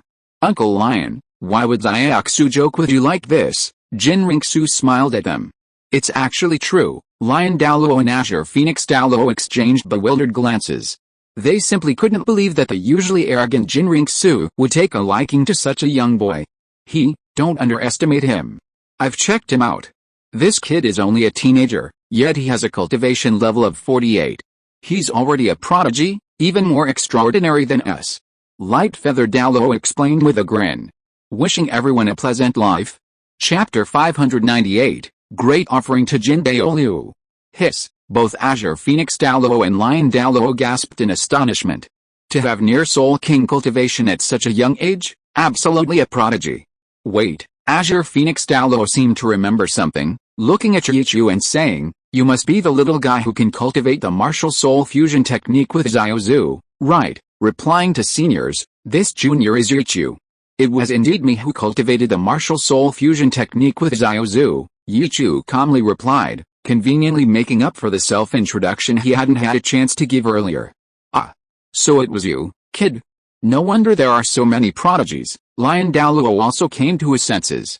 Back then, when Jinriksu discovered that Yichu's martial soul was compatible with her six-winged angel, she wrote a letter back to the Hall of Worship, even taking a 70,000-year-old thunder beast soul born from the hall. However, since then, none of them had mentioned it. They usually focused on their cultivation, ignoring worldly affairs. It was rare for them to have anything on their minds. Oh my, no wonder. No wonder I sensed a surge of lightning power within you, kid. So you absorbed its soul bone. The Light Feather Douluo patted Yichu's shoulder in sudden realization. Exactly, Yichu nodded slightly. By the way, Xiaozu said your soul ring configuration is quite extraordinary. Let us see it. The Lion Douluo scratched his head, looking at Yichu curiously. Yichu was still somewhat bewildered by all this. He had thought these elders wouldn't accept him. Unexpectedly, they all seemed quite natural, not saying anything about him being unworthy. Perhaps in their eyes, no one was worthy of Jinriksu. Jinriksu could marry anyone, as long as she liked him, that was enough. As the strongest force in the continent and the only legitimate successor, Jinriksu truly deserved this treatment. Just as Yichu was about to release his martial soul and summon his soul rings, another figure appeared in the hall. He was an elderly man with white hair and beard, dressed in a golden robe embroidered with silver. Even without Jinriksu's introduction, Yichu knew he was one of the only two elders he hadn't yet met. The second elder, Golden Crocodile Douluo. Unlike the other elders, he was the most senior, even an elder of Douluo, who showed him considerable respect. His status was revered. His strength was second only to the first elder, Douluo, among the 7 elders. He was a peak Douluo of level 98. He had once been on par with the grandfather of Sword Douluo Chenzin, and could be considered a leading figure among the older generation. His martial soul was the Golden Crocodile King, and he also possessed a rare 100,000-year soul ring. Second elder, upon seeing Golden Crocodile Douluo, the other elders greeted him. Grandpa Golden Crocodile, Jinriksu respectfully called out. Yichu bowed slightly. Junior Yichu greets senior second elder. Golden Crocodile Douluo nodded slightly. Looking down at Yichu, she scrutinized him carefully. Xiao Yichu, come with me, your elder brother wants to see you. As for you, you can all disperse now. Alright. The light-feathered Douluo was the first to respond, his ice wings flapping behind him before he disappeared. The Azure Phoenix and Lion returned to their positions. Let's go. Jinriksu took Yichu's hand and followed behind the Golden Crocodile Douluo. Xiao, how's your cultivation now? The Golden Crocodile Douluo, walking ahead, turned back to Jinriksu with concern. I'm already level 65, Jinriksu replied with a smile. Not bad, it seems you should be able to break through to Soul Saint by the time you're 25 next year. The Golden Crocodile Douluo nodded in approval. Hearing his words, Jinriksu complained instead of being pleased. Grandpa Golden Crocodile, how can you just casually say a girl's age? Golden Crocodile Douluo couldn't help but laugh. Haha. Little Zoo, you've already brought him back. Are you afraid he'll look down on you? HMPH. He wouldn't dare. Jinriksu glared coldly at Yichu. Why would Yichu look down on her? Liu Long, Tang Yuhua, those girls, they were all young, and he still managed to sleep with them. If he really dared to look down on her, she would really take her sword and chop them down. Zuir, I didn't say anything, it's just a few years difference and a few gold bricks, it's a good thing. Yichu raised his hands in a gesture of surrender. Am I only worth a few gold bricks? Jinriksu blushed, glared at Yichu, and a slight smile appeared on her lips. No wonder you managed to win over Xiaoxu's heart, you've got quite the smooth talk. The Golden Crocodile Douluo's half-teasing voice rang out, looking at Yichu with interest. Senior is too kind, Yichu speaks the truth. Haha, look at that smooth talk. Faced with a Golden Crocodile Douluo's laughter, Yichu could only force a dry laugh. He gently stroked Jinriksu's soft hand in his palm, tickling her. After a long while, the Golden Crocodile Douluo's voice rang out again.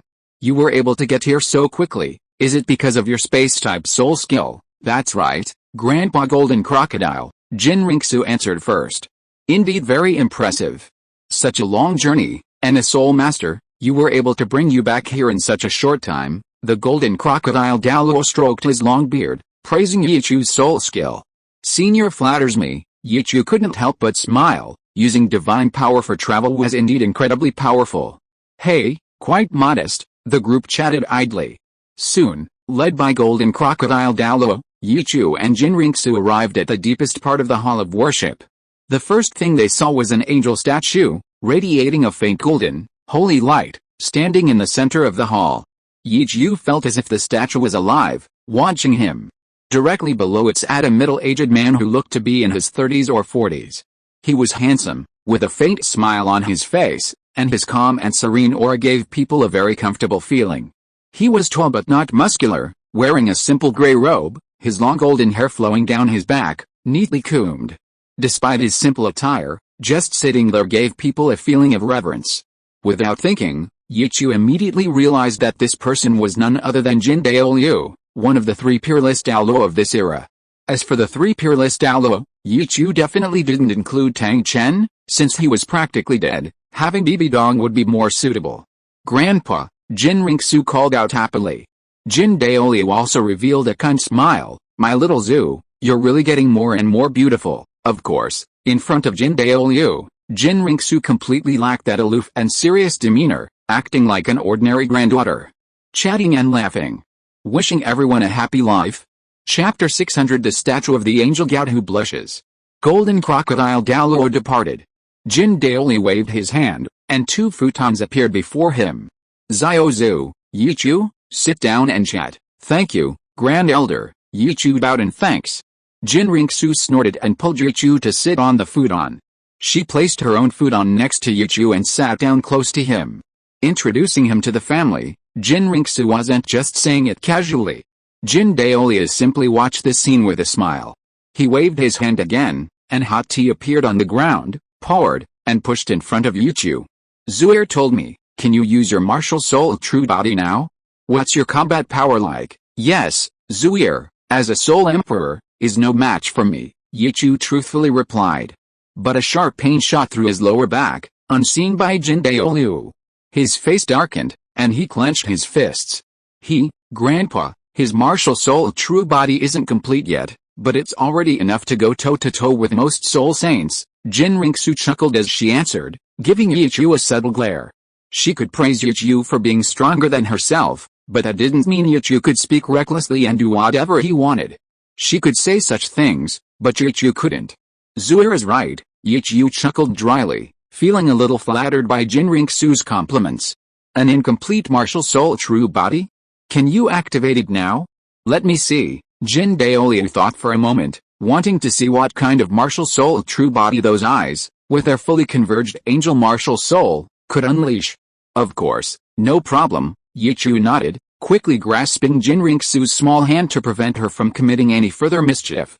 As soon as he finished speaking, the six-pointed star appeared in Yichu's eyes, and his blood-red soul power surged. Under Jin Daoliu's gaze, it quickly materialized. A blood-red skeleton, arms, and skull appeared, then covered with tendons and muscles, and finally a layer of skin. Next came a ferocious and imposing Tengu mask.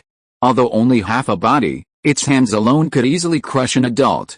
Jin Ringsu and Yichu were situated between the skeletons. Jin Daoliu stared in shock at the martial soul true body before him. With his vast knowledge, how could he not see the power of Yichu's attack? That materialized soul power, filled with violent force, even a simple basic attack could likely reach the attack power of a soul saint. He suddenly understood what Jin Ringsu meant when she said he would be invincible within 10 years. Perhaps after reaching the soul saint level, with Yichu's martial soul true body in its complete form, combined with those strange and powerful soul skills, even a titled Douluo wouldn't be his match. Grandpa, let me show you the martial soul fusion technique we've cultivated. Jin Ringsu looked at Yichu's profile, chuckling, and poured her soul power into Yichu's body. Soon, golden stripes slowly spread around Susanoo, converging behind it. A half-six-winged angel, clad in Tengu armor, stood there, its 10 spirit rings pulsating and flashing. The angel raised its hand, a black fire lotus blooming in its palm, seemingly melting the space itself. Excellent. Excellent. This move even I can feel the threat. The black flames are more powerful than the holy fire, Jin Daoliu exclaimed with delight. As his words fell, the angel's radiance seemed to overshadow the angel statue. The angel statue behind Jin Daoliu spontaneously lit up, as if threatened, forming a transparent shield. It quickly dissipated. While Yichu was shocked by the manifestation of the angel god, he also clearly sensed a tangible gaze fixed upon him. The sudden movement from the angel statue filled Jin Daoliu with trepidation. He immediately ordered Jin Ringsu and the other to stop their spirit fusion technique. Alright, Xiaoxu, that's enough of the demonstration, lest we offend the ancestors' majesty. Understood, Grandpa. Jin Ringsu's eyes also held reverence. Yichu cooperated with her, putting away Susanoo. She also remembered what Yichu had said about him returning to the past. She glanced at Yichu and then asked Jin Daoliu, Grandpa, I have some questions I want to ask the ancestor. Jin Daoliu hesitated, glancing at Yichu. Seeing his hesitation, Jin Ringsu continued, it's very important, Buzz. Before Jin Daoliu could agree, golden threads emerged from the brow of the angel statue behind him, connecting with Jin Ringsu's brow. Yichu was startled. Just as he was about to act, Jin Daoliu immediately stopped him, saying, Yichu, don't worry, the ancestor means no harm, is that so? Yichu looked at the holy, golden statue, his eyes filled with curiosity. Jin Ringsu's ancestor, the angel god. In what form did he exist? At this moment, Jin Ringsu was completely like an empty shell, her face numb. If she weren't still breathing, Yichu would have thought she had lost her soul. Jin Daoliu quietly knelt before the angel statue, seemingly apologizing for his earlier outburst. Yichu hesitated for a moment, then activated his eternal kaleidoscope and, risking disrespect, peered at the angel statue. He stared for a long time, but his gaze couldn't penetrate the stone statue. It wasn't until the golden thread connecting Jinriksu with itself retracted that Yichu felt a strange unease. Looking at the angel statue, he blinked in disbelief. He seemed to have seen a faint pink tinge appear on the statue's cheeks. With the eternal kaleidoscope, Yichu rarely doubted his eyesight. But the scene before him made him startled. He quickly rubbed his eyes. When he looked again, the statue, apart from the flowing golden light, remained completely still. Yichu reluctantly withdrew his gaze. Jinriksu, standing beside him, had gradually regained her senses. Her expression towards Yichu was complex. Her ancestor had actually told her that Yichu would indeed return to the past and had even made contact with her, owing her a great favor. Jinriksu couldn't understand. Now, she could only be certain that Yichu hadn't lied to her. Moreover, her ancestor had told her that Yichu already possessed divine power. In other words, a deity had chosen him. Zuir, why are you looking at me like that? Did your ancestor say anything to you? Yichu frowned in confusion. Nothing, just asking if you lied to me, Jinriksu said wistfully, her mind a little confused, gently shaking her head. Xiaoxu, did the ancestor give you any useful information? Jin Douluo also inquired. To this, Jinriksu simply shook her head. It was best not to tell her grandfather about such things. The manifestation of the angel god had left both Yichu and Jinriksu somewhat unsettled. Yichu had originally intended to communicate with the angel god, but the golden crocodile Douluo, who had just left, returned. Brother, the banquet is ready, wishing everyone a pleasant life. Chapter 601 Bibi Dong's heart flutters. Jin Douluo nodded to golden crocodile Douluo. He smiled at Yichu and Jinriksu, saying, since the feast is ready, you should fill your stomachs first. You can talk about anything else after you finish eating. Jinriksu nodded slightly, pulled Yichu up, and asked, Grandpa, would you like to come along? No need, I'll wait for you here. Jin Douluo shook his head slightly. Yichu bowed to him and took his leave, then followed behind golden crocodile Douluo, arm in arm with Jinriksu.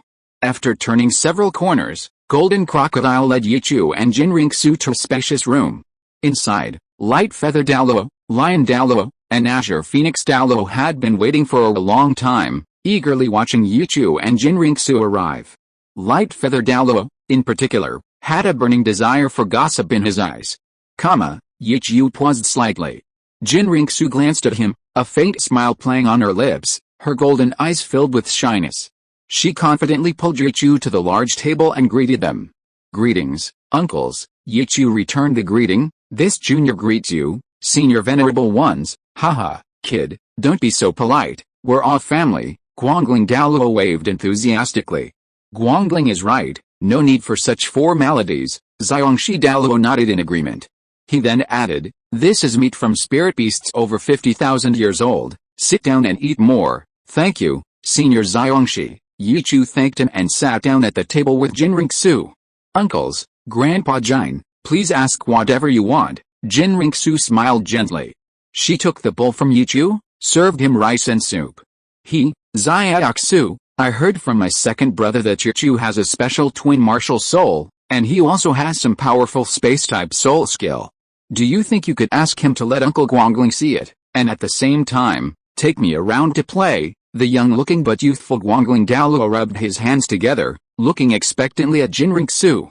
Guangling, you're almost 100 years old, how can you still be so playful? Kangling Douluo couldn't help but scold him. That's right, there's no reason for a junior to pick me up and drop me off. The lion Douluo's gruff voice echoed in the room. Yichu, ignore him and eat quickly. After you finish eating, let us see your martial soul and soul rings, or even your soul skill. Faced with this barrage of questions from the group of worshippers, Yichu looked at them strangely. Jinriksu, while adding food to his plate, explained softly, Yichu, they're not usually like this. I understand. Yichu nodded. He accepted their questioning, finished his meal, and then demonstrated his soul skill. The divine power that allowed him to come and go freely amazed them. The sudden appearance of the clear sky hammer in his hand further widened their eyes. They all looked at him as if he were a precious treasure. Although they were friendly to him, Yichu dared not underestimate them in the slightest. These people, though called members of the Hall of Offerings, were actually also part of the Hall of Elders. They only received the title of offering after reaching level 95. They held a transcendent position within the Spirit Hall. Not only were they not subject to the Pope's command, but they could even limit the Pope's power. The Hall of Elders had the power to dismiss and abolish the Pope. Because the 7 of them were of one mind. Almost all major affairs of the Spirit Hall were decided by the offering members of the Hall of Elders. After the lively interaction with them, Jin Ringsu led Yichu alone to the rear hall where the angel statue was enshrined. Walking in the passage, Jin Ringsu practically bit Yichu's ear, threateningly warning, "Yichu, you see? If you dare to betray me, they will absolutely not let you off." She used the word you. Of course, it wasn't just Yichu alone, there were also his many female confidants. "Zuir, do you really have so little faith in me?" Yichu looked at her helplessly. HMPH. Just remember that, Jin Ringsu completely disregarded the so-called life or death battle between her and Yichu. She wasn't threatening him, she was afraid of losing him. Her communication with the angel god made her realize that Yichu's future was much more uncertain. Yichu stared blankly at her. Although Jin Ringsu often annoyed him, she rarely acted unreasonably. Noticing the fear in her eyes, Yichu nodded solemnly, "Zuir, don't worry, when the final battle comes, I will definitely keep you by my side forever, don't be so smug." "Who knows who will be the one keeping him by then?" Jin Ringsu retorted, gently taking Yichu's arm, muttering, "Anyway, we won't be separated." Martial Soul City. On the mountainside of the central hill, inside the papal palace. On the main throne of the high platform in the main hall, a graceful figure leaned languidly. Her long, golden gown, perfectly fitted from head to toe, shimmered with dazzling light, adorned with over 100 red, blue, and gold gemstones. The 9 curved purple gold crown atop her head shone brilliantly, and she held a 2-meter-long scepter inlaid with countless jewels. Her fair skin and near-perfect features made her stand out from the crowd. Especially the intangible nobility and majesty emanating from her, which inspired awe and reverence in all who beheld her. She was Bibi Dong, the current Pope of the Spirit Hall, the second youngest to become a peerless Douluo. As for the youngest, she had intricate connections with him. At least for now. When that bitch was absent, she was the strongest on land after Tang Chen of the Clear Sky sect. Even though she couldn't use her full strength due to the 9 trials of Rakshasa, she remained the strongest person below the peerless Douluo level. Bibi Dong was resting her head on her hand. A sudden, long-forgotten flutter stirred within her. Her eyes flashed. Purple eyes with black pupils, a pair of beautiful eyes, majestic yet with a hint of wickedness, gazed towards the direction of the offering hall at the mountain top. "What's causing this flutter?" Bibi Dong frowned, clutching her chest, uttering a whisper unnoticed. She felt something or someone was drawing her there. Was it that bitch returning? Did she know he would appear at the Soul Master competition? So she came back. Stealing her martial soul wasn't enough, she also wanted to steal her man. A hint of ferocity appeared on Bibi Dong's face. But she quickly regained her composure. "No. It's not that feeling of shared lineage, it's not that feeling." "What is it, Your Majesty? Is there something you wish to instruct?" a bewitching figure below the stage inquired respectfully. Bibi Dong snapped out of her reverie and rubbed her temples. She instructed, "Go contact Ling Yuan and tell her to come back to see me. Your subordinate will arrange it immediately." Watching the alluring figure depart, Bibi Dong turned her gaze to the shadowy figure looming in the corner. Wishing everyone a pleasant life. Chapter 603 Rakshasa wants to elope with Angel God. You can rest assured about those evil spirit masters. With the God realm here, no matter what, they can't cause any real trouble. The voice of the angel god echoed throughout the golden world. "I intend to keep them as part of my divine examination, is that so?" Yichu nodded slightly. With the angel god's assurance, he felt somewhat at ease. "Any other questions?" the angel god asked again. Yichu seized the opportunity, trying to struggle. "Can you answer those questions I asked before?" I said. No comment. The angel god's mouth remained tightly shut. Yichu stopped dwelling on it and nodded helplessly. "Alright, then I have 2 more questions. Do those evil spirit masters possess the inheritance of gods?" Yichu's voice fell silent. The golden world was utterly silent. After a long while, the angel god's voice, filled with hatred, rang out. "Can they even be called gods? They're just a pile of filth. On a power level, in your understanding, they do have gods, maybe 2 now." 2, Yichu's heart trembled. He had originally thought they only had one god related to blood. How could there be two? How? They just polluted the original god's divine power, used it as a catalyst, and then forcibly broke through with absolute energy. The angel god's voice was full of disdain. If he hadn't been corrupted by those evil things, and his own dark side hadn't appeared within him, how could he have been injured so badly by those two who had only recently become gods? And now he was barely clinging to life here. Doesn't creating a godhood require the power of faith? Xiao asked doubtfully. Who told you that? The angel god's voice was strange. You and the sea god, didn't you both achieve godhood through the power of faith? Xiao pointed to the great sun in front of him. You know all that, the angel god scoffed, then coldly replied, HMPH. That lecherous sea god and I aren't like those beasts. The process of becoming a god through faith isn't just about gaining the recognition of those soul masters and commoners, but also about gaining the approval of this world. It's about having the world's will willingly entrust us with a portion of its power, forming a divine ring, and thus ascending to the position of God. This approach not only lightens the burden on the world's will but is also a beneficial act that improves and perfects the world. However, the drawbacks are also obvious. Gods are merely beings who have transcended the level of life. Their essence remains human, still possessing emotions and desires. No one can achieve absolute fairness and justice. Being able to fulfill one's duties and maintain the stable operation of world order is already considered competent, the angel god explained clearly. Xiao understood perfectly, somewhat engrossed. This was the first time he had learned the profound meaning of becoming a god through faith. Then, what's the difference between the paths to godhood for those evil soul masters? The difference is enormous, the angel god said coldly, his words tinged with pity.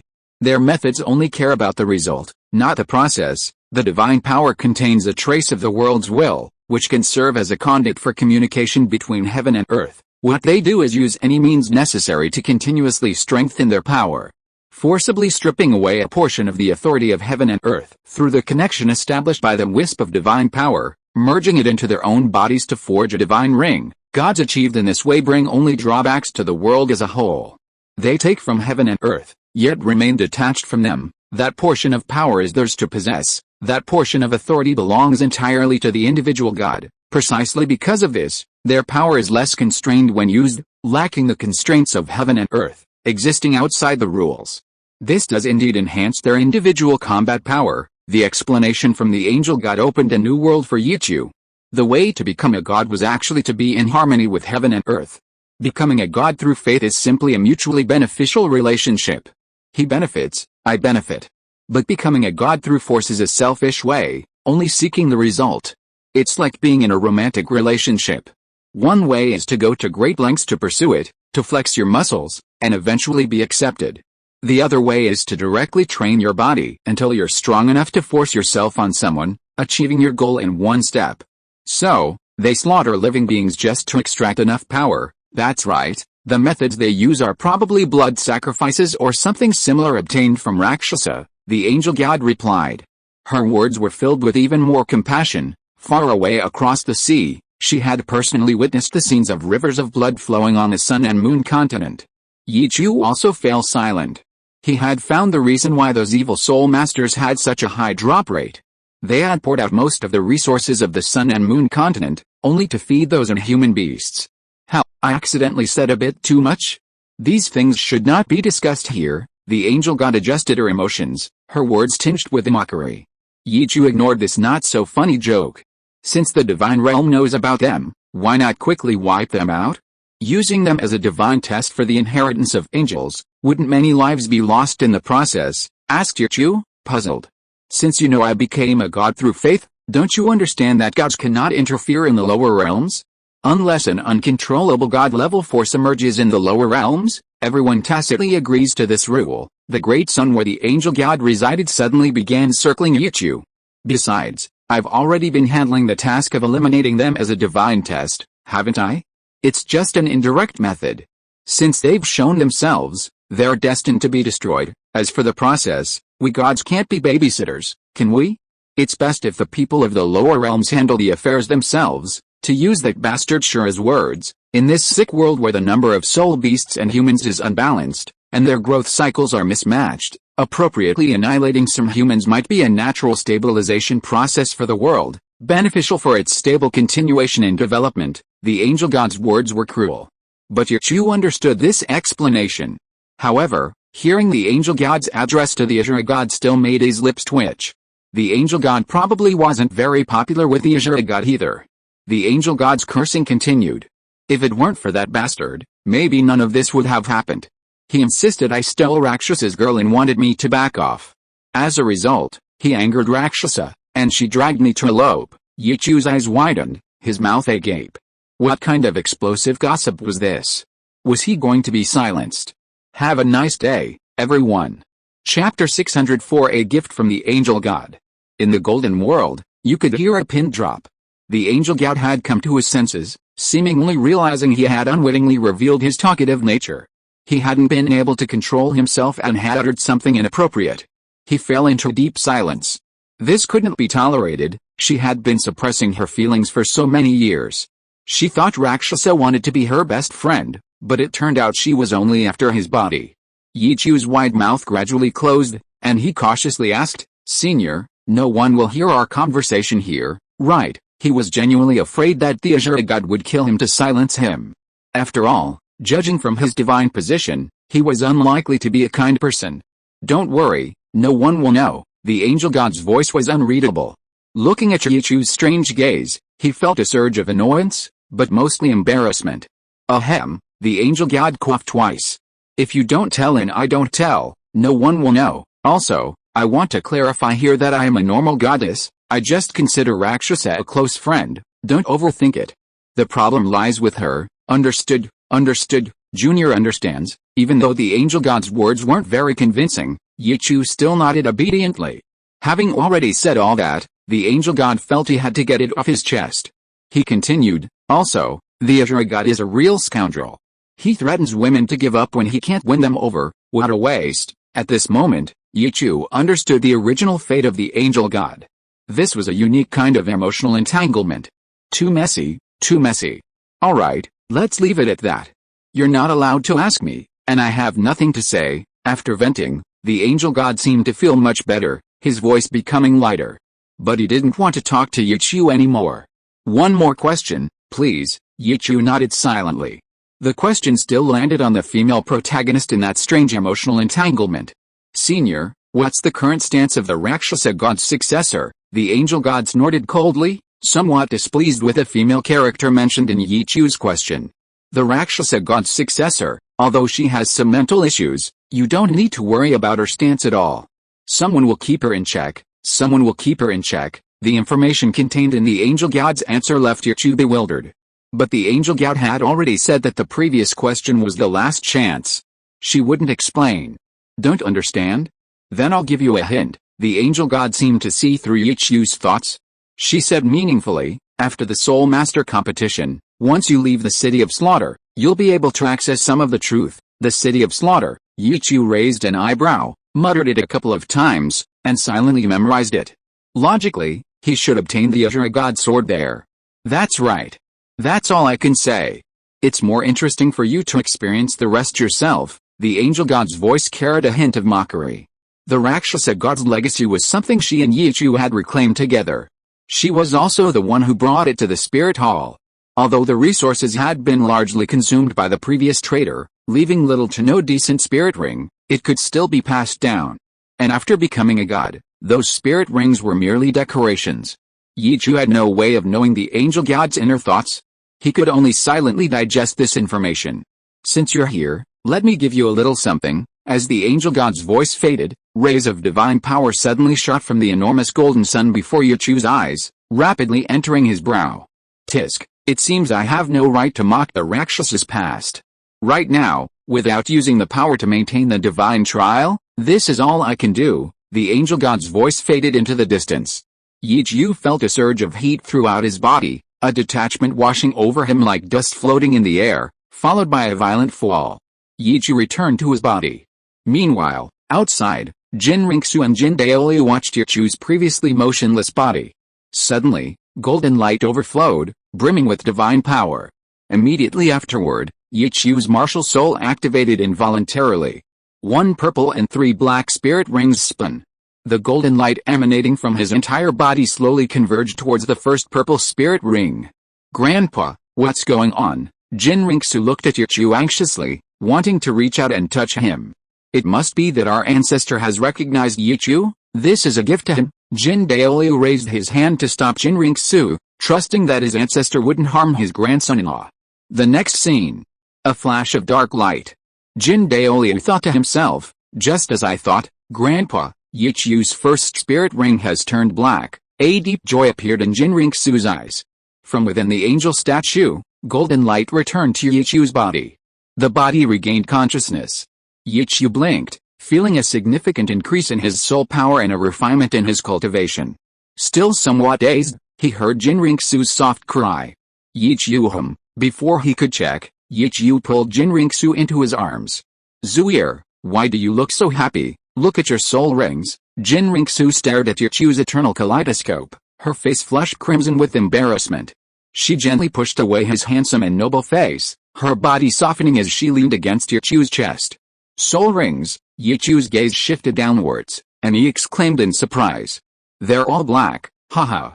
Yichu, it seems our ancestor is very satisfied with you." Jin Daoliu was overjoyed. A grandson-in-law who could gain the approval of the angel god was simply perfect. "Quickly take your eyes off me." Jinriksu's voice was weak and feeble, her pretty face almost bleeding from being pinched. "I'm sorry, Zuier." Yichu suppressed his joy and dispelled his martial soul possession. Yichu was quite satisfied with the angel god's gift. Although he hadn't broken through, at least it was all the same quality. If Yichu knew that the angel god originally intended to give him a 100,000-year soul ring, he wondered if he would cry out in regret. "By the way, Yichu, what did the ancestor talk to you about?" Jin Daoliu was filled with curiosity, as this was a personal summons from the angel god. Yichu opened his mouth, somewhat embarrassed. Such a big gossip was currently beyond the capacity of everyone present. Seeing Yichu's troubled expression, Jin Daoliu wisely said, "If you can't say more, then don't." "It's not that I can't say anything at all." Yichu still intended to explain the matter of evil soul masters to Jin Daoliu properly.